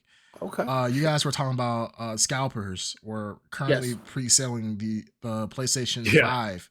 So PlayStation 5 right now on eBay at the moment. Well, I'm looking at PS4. PS4 Anniversary Edition, which I think was the 20th Anniversary Edition, are currently being sold for anywhere between, let's say, $1,000 to $2,000. It all depends. So they do sell for quite a bit of money. I'm trying to look for the sold items. Items, they're selling anywhere from $1,900, $2,000, $1,700. They will absolutely hold their value. Yeah, they will hold their value. They actually will. Yeah, they'll go at least for double. PS5 one Anniversary Edition. You guys were saying 10,000. I think that's a stretch. 10,000. I never said 10,000. No, that was the 10,000. That was a Bandito said. Yeah, they were selling the ability to sell it, like because they're not out yet. The ability to sell it. But they're probably saying like, "Hey, give me," or ability to pre-order. Pre-order. They're probably like, "Hey, I will buy. I'll give you $10,000, but I need to come with X amount of consoles to get that." So that's just how sometimes it works. Usually when they sell, like if somebody tries to, it fell off the back of the truck. You have to give them a big chunk of money and so forth. For a couple, but no, right now they're selling for just pre-sale for $2,900, roughly $3,000, $2,900. So just for the pre-sale before you can even, that's supposed to guarantee you. Good luck. Good luck to any of you. Good luck, to anybody. That is a college education for your kids. I'm just saying. Now. I made a great amount of money selling PlayStations and Xboxes when they first came out because I am what you will call a scalper. Flipper. No, I would have called you a flipper. Flipper, yeah, exactly. I just flip them. Yeah, I'm not scalp. I don't scalp people. I just flip them. Yeah, so I made quite a bit of money flipping PlayStations. I did give a lot of PlayStations away at cost for people that couldn't get it. If you guys remember. Nice. Yeah, if you guys remember the time of, what was it? When did these come out? 2020 around? No. It was a while ago. Yeah, actually, no. Yeah, it had to be 2020 because I was at home. Yeah, but I remember it was like 2019, 2020. Around that time. It was pandemic time, right? Yeah, pandemic the time. chip shortage. Yeah. Specifically, chip shortages was making everything. Yeah. And people were desperate for some home entertainment. So I gave a lot of friends PlayStations at cost. But yeah, there was a lot of people who were desperate for them. So I will be going for, just really quick before we go to the next thing. Yeah. How many of you guys are actually going for the Anniversary Edition? I will. I'm gonna try to. Because I'll be at home. So I mean, I'll look at it. I'll try to, but I doubt it. I don't have that kind of magic to. Well, I think to score. Wait a minute. no, PlayStation. You don't have that kind of magic, Dark Sign? No. That the game has changed. Yeah. Oh, really? Well, a lot of these are not coming to. They're not coming. They're coming. They're to not coming to like retail. Oh, they're direct from. Well, some warehouse. No, some are coming from retail. They are going to retail, but it's a very limited amount. So, I will tell you, the game has changed in terms of on the ground retail. Like people just don't do that anymore. Like I mean, you could get the base, model, but even that market has kind of just dried up. So. It's a rarity to see a special edition Switch these days. So, but I would go for it if I had the opportunity. But the biggest, the hardest one that's going to be to get is going to be the Pro. Yeah. The Pro version is going to be the hardest one to get by far. Yeah. Second will be the digital edition, and then you could buy the little setup thing to go to the side of it. Blah blah blah. Yeah. But the Pro edition. I mean, anything you buy, any one of these, it'll probably hold its value in resale. Absolutely. And the capacity you buy it. So resale for sure. I mean, that's the oldest. That's the oldest story in the book. Anytime PlayStation releases something, everyone always scalps it, and everyone always makes 2 to 3 times as much. Well, every single time they release. I'm looking at the Elite controller. That's the 30th anniversary, and even the case that comes in is beautiful. It's the same logo and everything. So. Yeah, I think I've tried to go for the Elite. I don't know what it's called. Not called Elite. I don't know what it is. Edge. The Edge controller. Oh, you're thinking of Xbox. Yep. Edge. I'm thinking of Xbox. Yeah, PlayStation Edge. Yeah. That's what they're gonna call the anniversary looking one. No. That's their upgraded controller. Their Pro controller. Oh, their Pro controller. I got you. Okay. I thought we were still talking about the anniversary controller. Yeah. No. Yeah. They have it. Correct. Yeah. No, you're correct. But cool. Yeah, for sure. Now, okay, so are we pivoting here? Because I want to pivot to the state of play, and I know that there are things that we could talk about, and the main event, though. The main event that they showed was the sequel to the Ghost of Tsushima. Power World. No, it was not Power World. Power World currently in some kind of trouble. We'll have to talk about it another time here in a little bit, probably. Sonic Shadow Generations. You know what? Have you been talking to the Ed Underground? Because these are all his posts. These are all his posts. Yes. Ed, of course, and Xbox. As soon as they do a state of play, Xbox posts that like we have it too kind of like thing, and Ed Underground also threw it in our chat. The one thing they don't have is that the show stealer. Ghost of Yotei. Ghost of Yotei. Great title. Ghost. I have not played Ghost of Tsushima. I have it. I own it, but I have not started it. Now, I'm just bringing this up. We can talk about how great it is, but today, Ubisoft announced that Assassin's Creed, what is it called? The Japanese Shadows. One? Shadows. Yeah. Assassin's Creed Shadows is officially delayed to February. It's pretty big post. The pre-orders are being refunded and stuff like that. They need more time. And of course, I scrolled down the first post. I was like, oh, looks like Ubisoft saw the state of play. And it did feel like that because that trailer, even though it's a trailer, it is a really nice looking trailer for that game. So I doubt that was the reason why Assassin's Creed changed, but I just thought it was funny. Yeah. The optics for sure. Make it look poorly, goofy for sure. Poorly timed. Poorly timed. Yeah, which is unfortunate because I feel like there is space for both of those games to exist. They're totally different. Yeah. So but I mean, Ghost of Yotei looks. I mean, it looks amazing. It looks just as amazing as Ghost of Tsushima did. I feel like when it first got announced.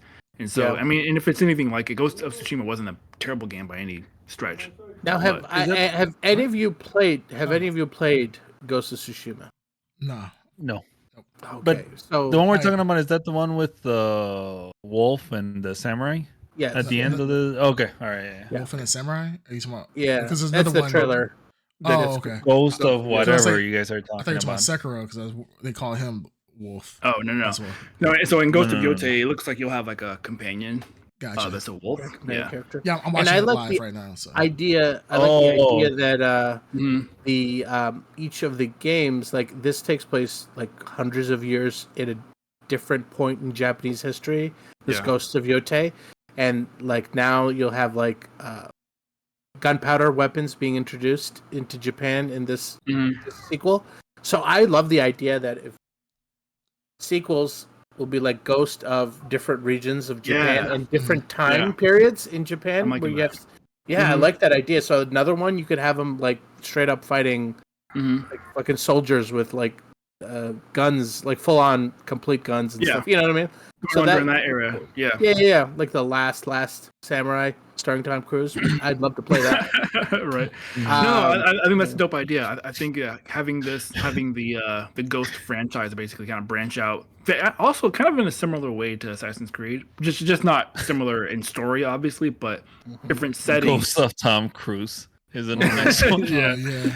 That will obviously go very well with Assassin's Creed right now. It would just be him in his like Maverick Top Gear outfit, like just standing there, fucking with the sword, fucking kick ass. Yeah, does someone say PC mods? Because you know damn well they're gonna replace it. Oh yeah, that would be good. Yeah, that would be a good PC mod. Tom Cruise. I'm interested in what they're doing though, because like I don't know. Goose. But no, for the game, just like I'm curious.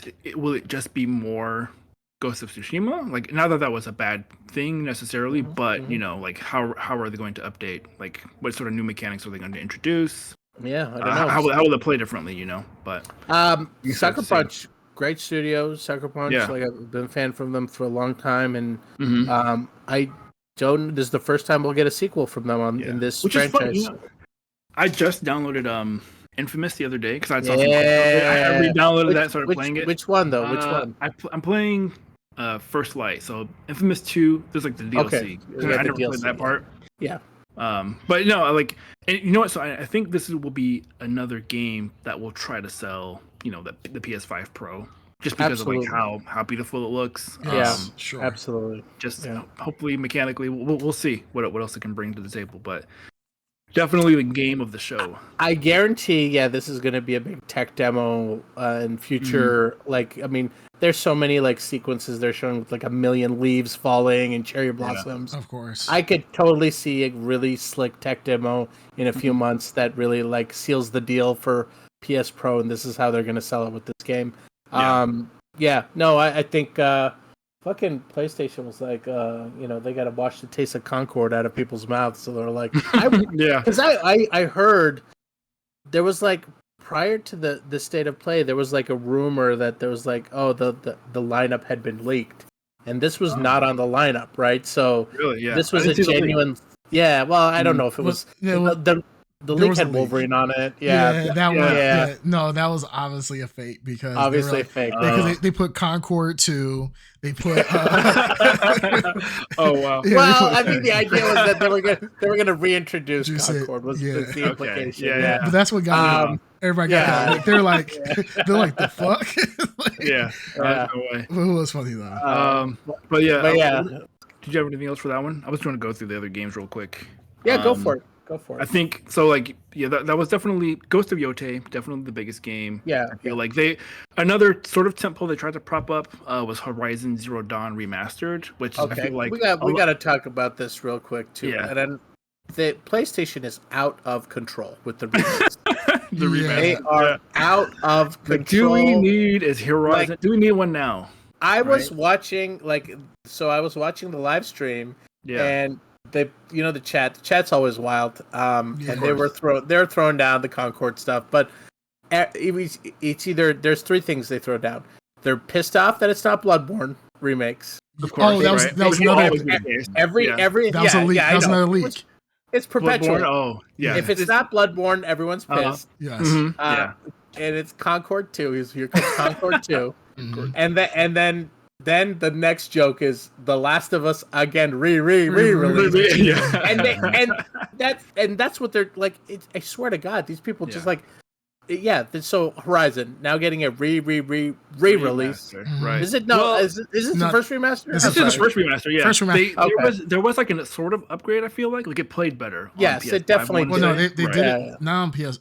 They did it. Oh, they did do like a visual. I think HD or update for upres or whatever. Right, like it was 60 frames per second. Yeah, but that was like a free one.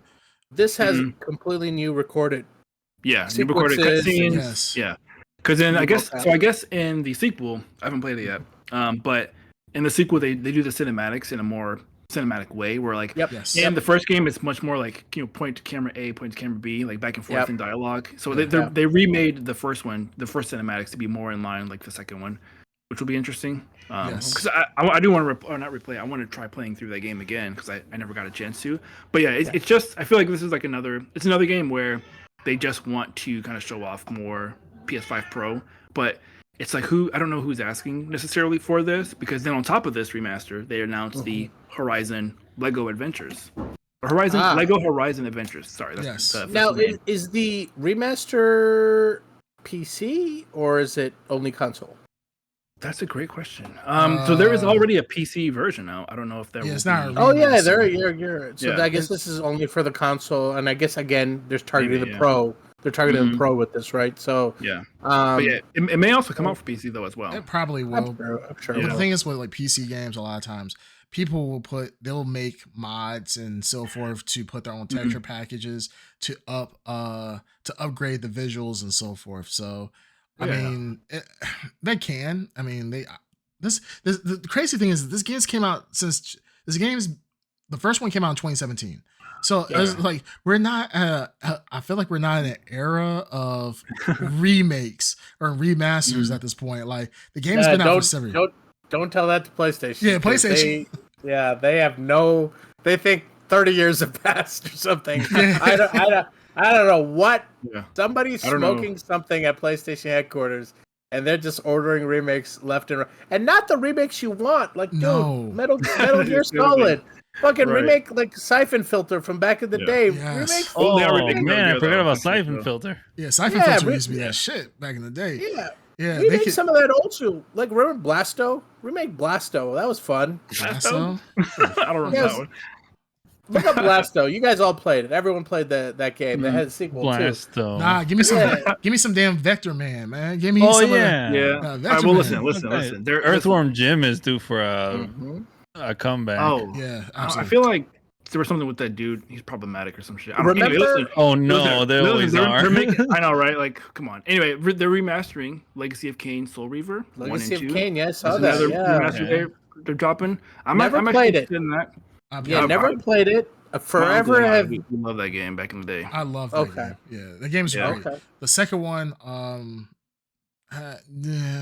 love the first one more, but yeah, the second one was good too.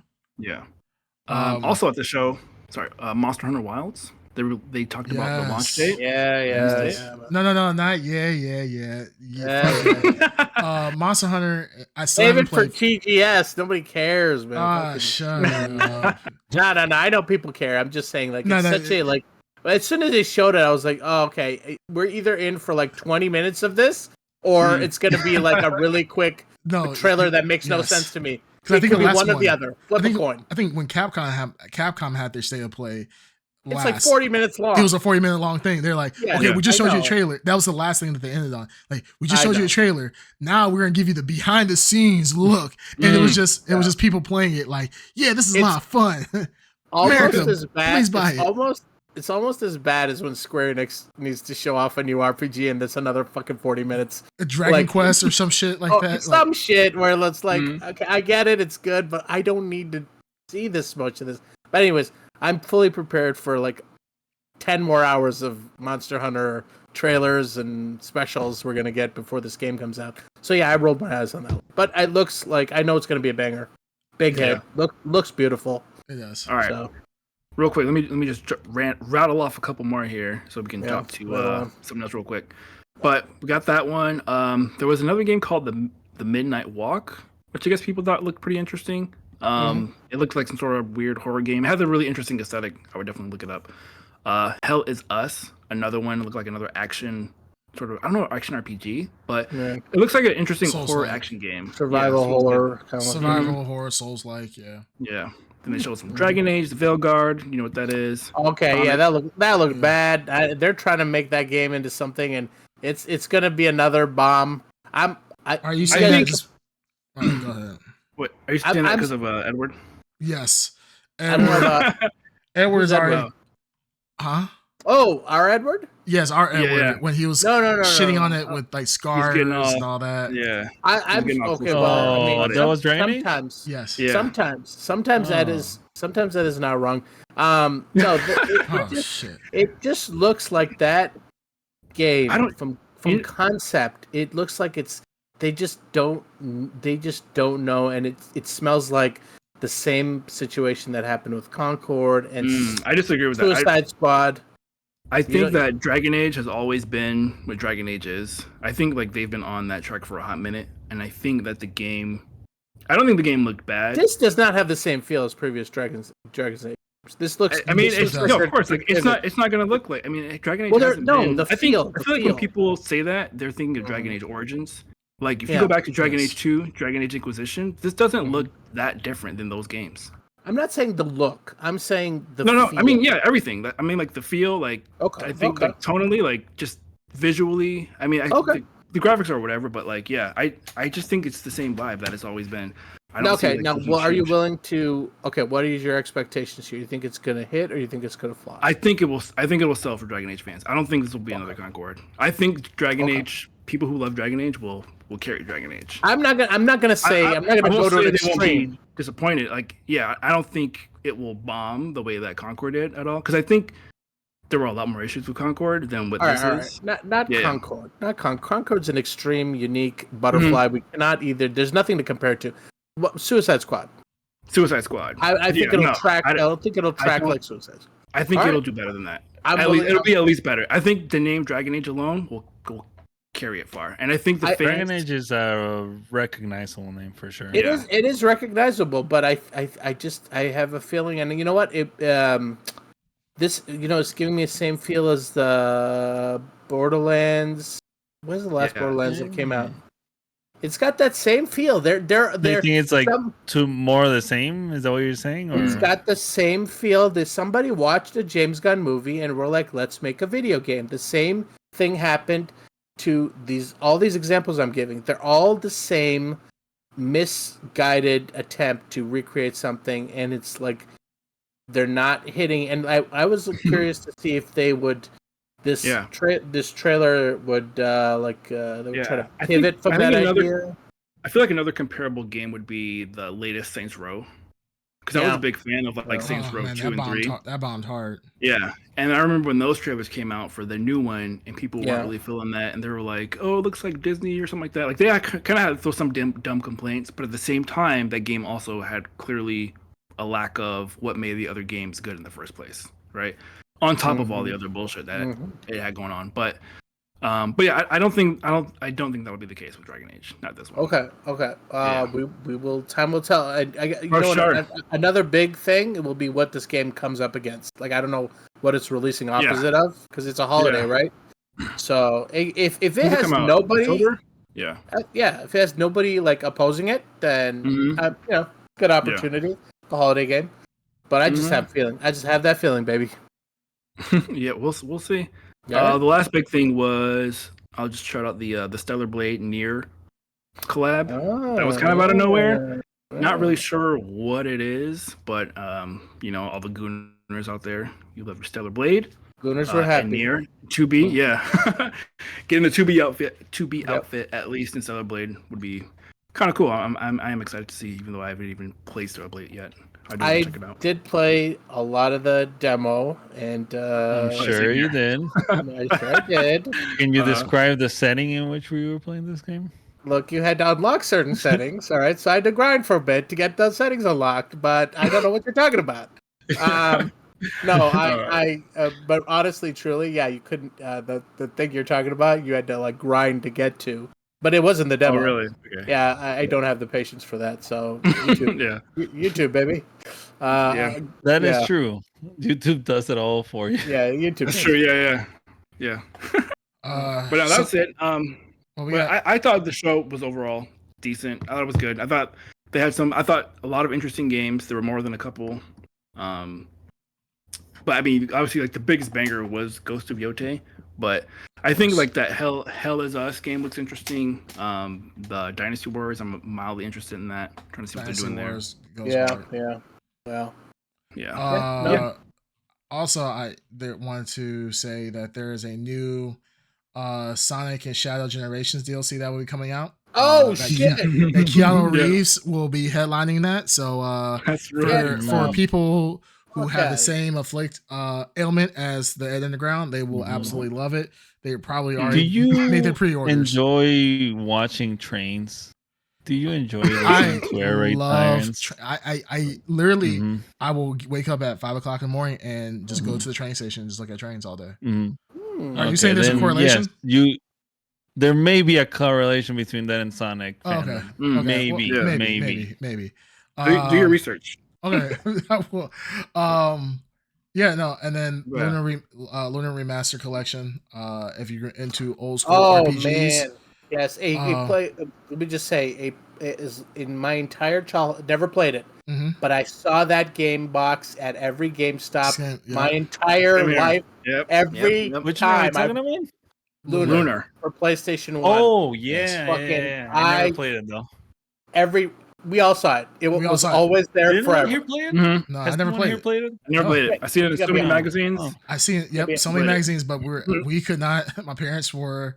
Yeah, they couldn't afford it at the time. Right. And then two, there were other games. I'm like, right. I'm buying a game. It probably wasn't going to be. I'm pretty sure it had like five Yeah. PlayStation discs to just play the whole thing. Yeah. It was something crazy. So too. Yeah. But but yeah, overall though, I think I said that already. I thought decent show. Decent show. Yeah.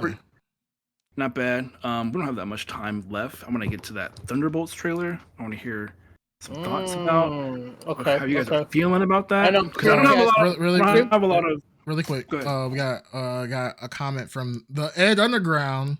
Uh-oh. Whoa, what? Yeah, he's not here, but he special guest. He's with us, the special guest. Breaking news. Yeah, he says, "Was his abomination?" I don't know what he's talking about. He says Saints Row went woke, then broke.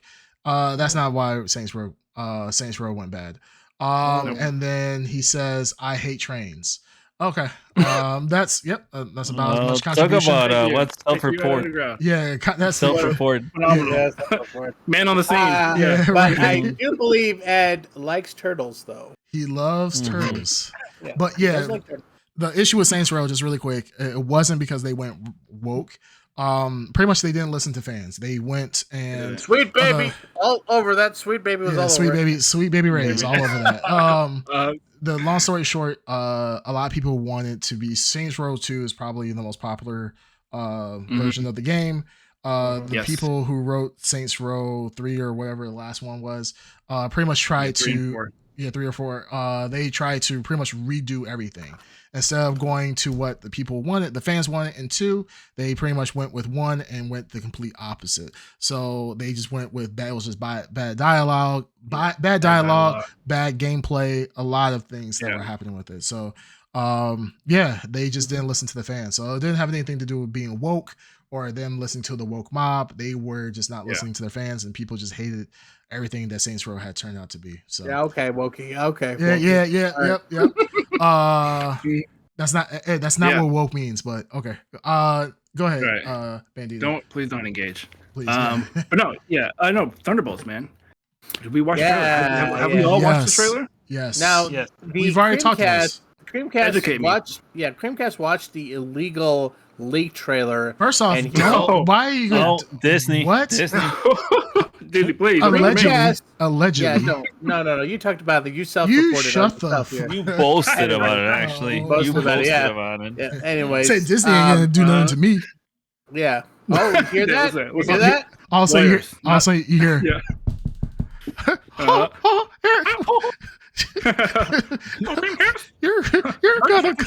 You're coming with us. Like, what the fuck? Okay, go ahead, Darkseid. You're obviously a snitch, so go ahead, snitch. Yeah. Creamcast here. Address to be provided is, he had watched the illegal leak from, I believe, D23. I don't know. So, I mean, you could tell us, is this pretty much the same trailer you saw? Yes. Just in HD? It's pretty this is almost exactly verbatim, almost the exact same trailer. Okay. Mm-hmm. I was just curious to see if something new or was added or removed. But, no, I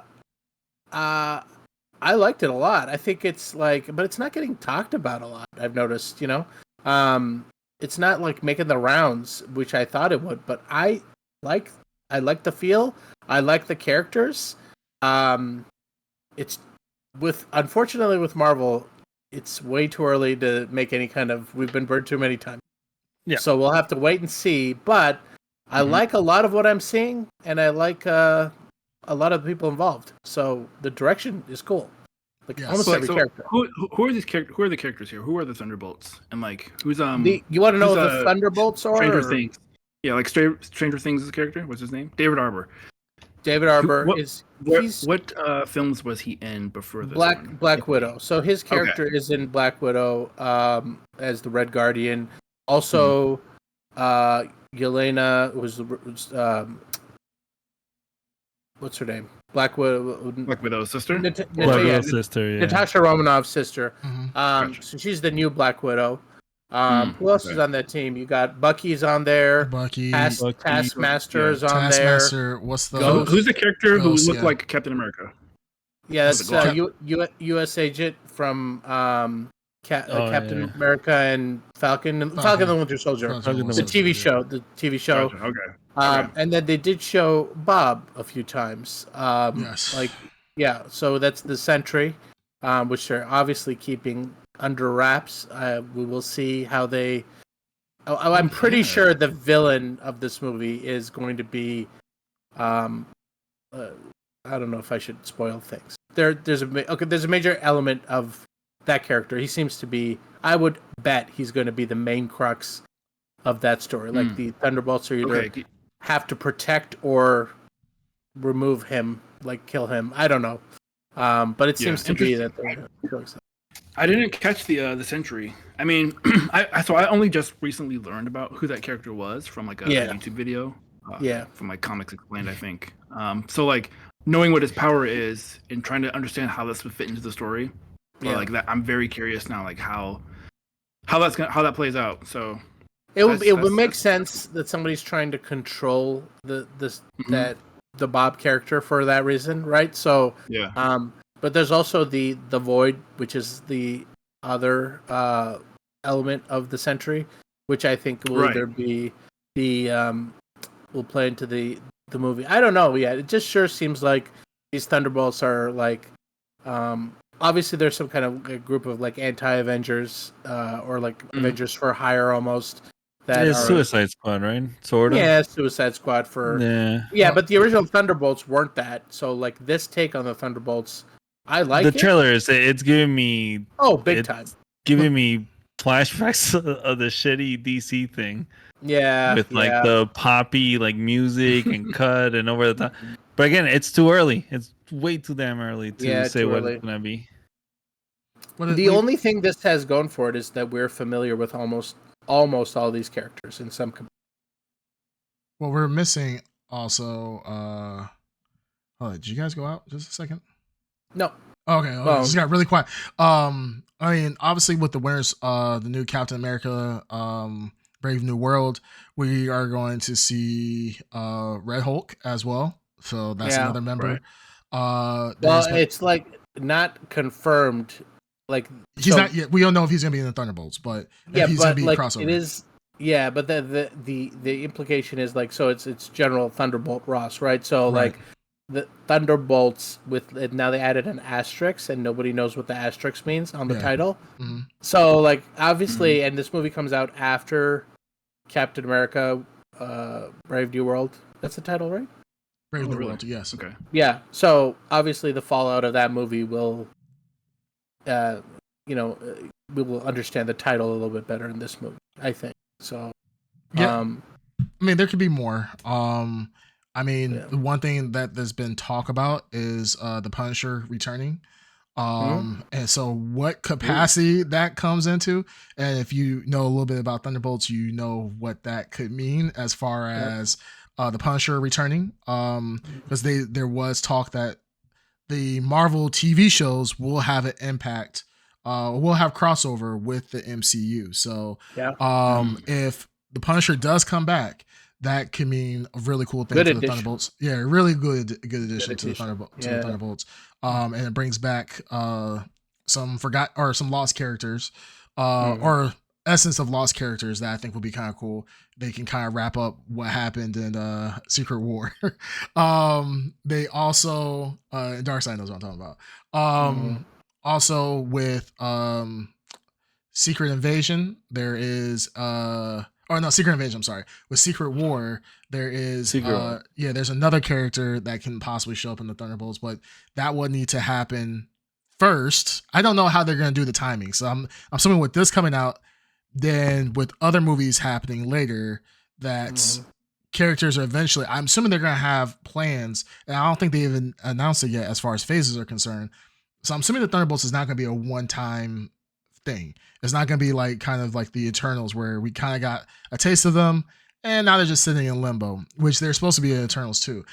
I'm assuming that's what's going to happen with Thunderbolts. It's going to have do you guys think it's going to have a simultaneous run with the Avengers at the same time? Because I mean, the Thunderbolts can kind of exist on their own, but there's already been announcements of certain characters showing up in the Avenger timeline. So it's kind of a weird crossover that they're doing. So do you think this is going to be an eventual that'd be kind of cool, Avengers versus Thunderbolts type of thing, kind of, I don't know, like a Civil War type of issue? Or how do you think they're going to do with the crossovers from certain characters showing up in certain movies, like Thor, Love and Thunder, how they're going to show up in the Thunderbolts, or if they're ever going to show up in the Thunderbolts at all? How do you think that's going to work? Like Thor, Love and Thunder, you talk about like Hercules from... Yes, Hercules. Yeah, I didn't want to spoil it for anybody. Yeah, like how do you think that's going to work out? I don't know. I think this movie, I'm really getting the feel that this movie is like a concept for a future Guardians of the Galaxy type team. Like a likable, funny, ragtag group of people. Your typical Concord situation, really. So we'll see if this kind of scratches the itch for everyone. And I could see more sequels, but right now I don't know. I hope they don't they really need to just focus on one good movie at a time, right? So I mean, this is I think it's a good concept. It's a good idea. Sentry is definitely OP. So I don't know. I'm terrified that they're going to fuck up their entire universe if they don't put that genie in the bottle. Yeah. So we will see, because however that character is left on the playing field, I mean, how do you avoid that in a future Avengers movie? How do you avoid his character in Secret Wars? How do you can't really. So I like that he's the character of his weight is in this Thunderbolts movie and not in an Avenger movie. But maybe if his character really hits, we'll see some of those crossovers in different ways. But honestly, I hope this movie just is self-contained for the most part. Because like I said, all the characters I really pretty much all of them I really like, except for Taskmaster. I don't remember. It's a female, right? I don't remember. It's not a male. Yes, a female. It's a female in the MCU, and I just don't remember anything about. I gotta watch that movie again because I liked the Black Widow movie. I did like it. I just don't remember anything about it. I like that supporting cast of that movie. It was really good, which is most of this movie's supporting cast. So, I'm kind of interested about the whole Sentry thing because I mean, Sentry is. It doesn't fit within the Thunderbolts as you would think of them in live action. It's kind of it's a situation. It's kind of like a situation where, without spoiling too much, I guess like a Marvel situation where, and I guess they can do it. They've done similar things like that with Thor, right? Everybody said kind of the same thing. How do you power down Thor when you're showing him a live action, he's a guy, he's supposed to be super powerful, and then you have a Black Widow who can just do backflips and shoot a 9mm. You know what I'm saying? So, I mean, they can do it with Sentry. It is interesting. I don't know the bad guy who you think it is because I haven't looked into it. Dark Side. But yeah, I mean, I hope with Marvel that they go the route that they did before, where they plan things out years in advance, tie all the movies together and all these different storylines where they finally get together, tie everything together to this one culmination of a movie, and it just turned out excellent. I hope that's what they do here and eventually with the rest of the Marvel universe, but it remains to be seen. I thought the trailer looked great for what it was. It was cool to see all these minor characters that we saw in all these other bad movies. I'm looking at you, Ant-Man. You know, I'm hoping that this will be our pain and our tears, our money that we paid and wish we didn't. I hope it all comes to a good focal point in the series. So hopefully the MCU can still be saved, but time will tell. Yeah, they could definitely build this team up. Like, there's a lot of good villains in the MCU that they just kind of churn through, and you can revisit a lot of them with the Thunderbolts concept, right? So, yeah, well, I was just thinking about fucking Justin Hammer from Iron Man. Yeah. Like, what a great, like, I could watch that actor do that role forever. You know what I mean? Yeah, he was so good. Like him coming back, and I know he's supposed to come back in. I don't even know if that Armor Wars movie is happening with John Cheadle, where War Machine versus like Hammer Industries, but that would be cool to see that. Yeah, no, they could do a lot of cool stuff. I like the trailer. I think I'm in on it. Yeah, same here. Yeah, it looks interesting. I'm interested. It seems like I have a lot of catching up to do. I need to watch Black Widow. Got to watch Winter Soldier. Someone was saying that they sort of teased Bucky at the end, even though he was in the trailer throughout it, which is funny. I'm like, they sort of like revealed him, but he was Bucky. That is true. Yeah, he's like, who's that? It's Bucky. It's like, yeah, but they've been showing him like 20 times before this. Right. Bucky's not a surprise. But it does seem like Bucky's hunting them down, which is like a fun idea. Yeah. But they also show that he's in the same room with them at the end. So.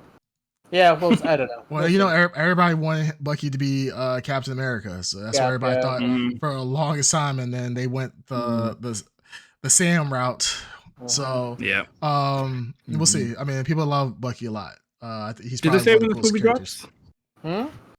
Did they say when the movie drops? When does it come out? It's next year, but it's going to be like either summer. May 2nd. May 2nd. Okay. So a couple months away.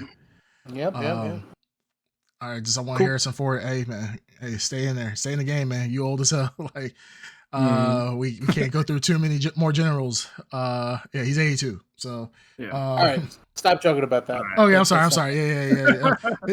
Yeah. Yeah, he wants another indie movie. But let's go. He's gonna be in a fucking wheelchair. Like whipping his little whip around. Go, Andy,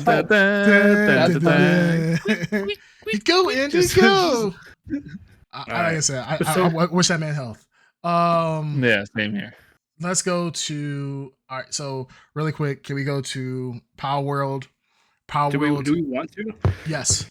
We are at the edge of time here. Edge these nuts. Thank you, Bandito Mac. Thank you for we're at the edge of time. Okay, we can go through these real quick. I mean, like, do we really care? Nintendo's doing Power World. It's not coming out in Japan, guys. It's not coming out in Japan. I'm sorry, hey, for our Japanese listeners. Yeah, you're consoles. What? You're missing out. The hit sensation Power World. Yes, global hit sensation. They're missing out on American Pokemon.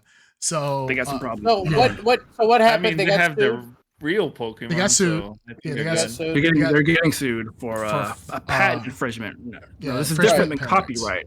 Yes, right? A lot of people are thinking because copyright this, they're copying the monsters, but this is just distinctly different, and in that it is a patent infringement case. Yeah, and so Nintendo owns the rights, or Game Freak owns the rights to catch monsters in a game. Is that what it is? Or capture them in a ball or something like that. It's the ball. It's the fact that it's the ball situation. they already have, I believe it was something with, they're saying because of the fact they catch monsters in the ball is what got them. Everything else, from what I've seen so far, and I haven't kept up with the lawsuit, is that because they catch them with the ball, that's where they're going to try to go for. All right. So, is anyone surprised by this lawsuit? Like this we knew this was coming. Everybody knew that was coming. Everyone knew this was coming. Oh, cool. Yeah. The only surprise here is that it came so fucking late, right? Like, what is the point? Well, you know what? The timing is interesting because they were about to release globally, right? Yes. So they were just about to drop worldwide, but soon as Japan heard, they're dropping here, Nintendo's like, in my territory, on my turf, on my block? Nani? Not today, buddy. Yeah. Which is crazy. Yeah, because there's Nintendo of America. I don't understand how they're allowed to do it in Japan, but not in America as well. But hey, it's not my clowns, not my circus. So I'm just like, it is what it is. Block, yeah. Hey, get Power. If you're scared, if you want to buy Power World, just be up, on that. Then buy Power World now, because you never know. Next one is Concord director steps down. Because one of the greatest flops of recent times. We thought that Cyberpunk. We thought Cyberpunk was woke and broke. Go broke. We thought Cyberpunk had the biggest flop in recent times. But they were able to come back from it. But Concord, Concord and the story of Concord is still unfurling as reported development budget is insanity. 400 first everybody was like, they just lost 100 million. That's bad. Insanity. $400 million. $400 million. And they said that this game, some people were joking, saying that this was I think they called it Failcord or Failcon or something like that. And then some people were saying this was going to be a Overwatch killer. And it seems like a lot of people, and at one point they were going to release Concord earlier. So Concord was supposed to actually come out sooner, but they had to spend an exorbitant amount of money to even make it playable. They said when play testers and people played it at that point, they said this game is practically unplayable. We hate this. So Sony poured in more money. That was that 200 million that they decided to like double down. Yes, on fixing Concord. It's like, so they doubled the production at 400, and even at that point, they were like, it's not getting any better. Well, it's like it sounds like some mismanagement. It's like playing blackjack. You got 20, and you got king and king queen. The dealer is showing a king or showing a face card, and you say, you know what? I'm really gonna test my luck. I want to double down right now. The dealer's looking at you like, what? You're trying to double down on 20? You're like, fuck yes, I'm going to double down now, and you hit 30. Or something stupid. PlayStation has always liked to play dangerously. All right, that's how they win big, lose big, and they lost big. Scare money, but they also win big. Well, they say scare money makes no money. Look at PlayStation. They got bangers right now. They got Ghost of Yotei or whatever. They have Horizon Zero Dawn. They're still on top. Yeah, still on top, baby. I think if anyone has deserved the ability to take a blow as bad as this, it's probably PlayStation that they've earned it, but you can't take too many blows like that. Yeah. No, you can't. This is not as bad as Microsoft is worse. This is the worst. No, I was gonna say like Starfield is probably, when we get the number back, probably the production on Starfield, but they're still actively earning money back on Starfield. So, but I'm pretty sure that budget's got to be high on Starfield. The loss has got to be pretty big. Yeah, but it's bad. But I'm saying we talk about Xbox a lot. Xbox has smaller fails overall. Oh yeah. Sony says, you know what, hold my beer. I'm gonna do it one time, and I hopefully they don't go back to this. But I will tell you now, as soon as Concord is reintroduced, I'm in. Yeah, you better copy immediately. You know what? I'm telling you right now, if they can engineer Concord's return correctly, and it has to be like a subtle, stealth. It has to go with the studio. I've said this before. The studio, they have to make it into like a comeback story for the studio, and then everyone will rally around Concord, and it'll be great. I'm telling you right now. they got a plan. This could $400 million loss, quote unquote loss, could be 5-head game strategy. We don't, to the point that we don't even, Sony might be playing chess at a level we don't even understand with this. So we'll see. All right, you heard it here, folks. All right. Or it could be a gigantic fuck up. It could be another $400 million fuck up. We'll see. Yeah. Next thing on the list, we'll talk about Squid Game season 2 trailer drop for that. I don't know if we talked about Squid Game on the podcast, but I've never seen it. I don't think we did. I watched it and loved it, and I am definitely looking forward to season 2. Bandita, have you seen it? Yeah, I saw it. It was alright. Yeah. Okay. Well, he says all right. I loved it. I thought it was great. I think I like the ending more. It was some it was some slogging through it, but overall, I like the ending, the teaser or the reveal at the end. I'll wait for the American remake. It'll be superior. Jesus Christ. Of course. As always. Okay, all right, for our last thing, story is X-Men 97 season 2 not happening till 2026. That's all right. Nothing. All right. No, fuck that. Nothing pisses me off more than giving us a banger of a cartoon season. And imagine being a kid right now. At this point, if we were kids watching this, and then we had to wait like 2 years or 3 years for the sequel. Like, fuck it. Like, you know, I'm almost an adult at that point. Like, kids have no concept of time. We all know. I was gonna say I didn't even know what seasons were when I was a kid. So kids I have no idea. I know. As a kid. It's only when you're old and dying that you're aware of like seasons and dates, and you're like, oh man, this is not coming out for another 2 years. That's true. I felt like just lucky enough to catch it on TV when kids I was don't get it. You don't give a shit what if you miss like 3 episodes in the story. You're like. Because they give you enough backstory to tell you what happened in the last episodes. You're like, fuck it, I guess I'm here. I guess we're here. Yeah, we're here now. Like, we're here. We're on no for X-Men 97, of course, is huge for us. But the fact that the first season took as long as it did to get made, this 2026 is, I consider it to be fast. Because like it took forever for that first season. It did. And that was a production for like years. So yes. I mean, I'll take it. Like I say, hey, take your time. If it's as good as the last season, shit. Yeah, no, I agree. Well, I'm good. I wish they would line this up better, but they probably did not think X-Men 97 would be as well received as it was. So I get it. But nah, it kind of sucks. I'm not gonna lie. I don't want to wait till 2026. I forgot everything that has happened before then. Yep, you have to rewatch it the first season. Yeah, rewatch it. See, that's the 5-head move. They purposely wait 3 years, and then they know we're getting older, we're forgetting, and then we gotta watch the season 1 again. I don't know. Even Ed Underground, he even says that 2026 is dumb. So hey, it is what it is. Also, last comment from our dear friend the Ed Underground. He says, "You're, as in Dark Side, who Concord was made for. You're the modern audience."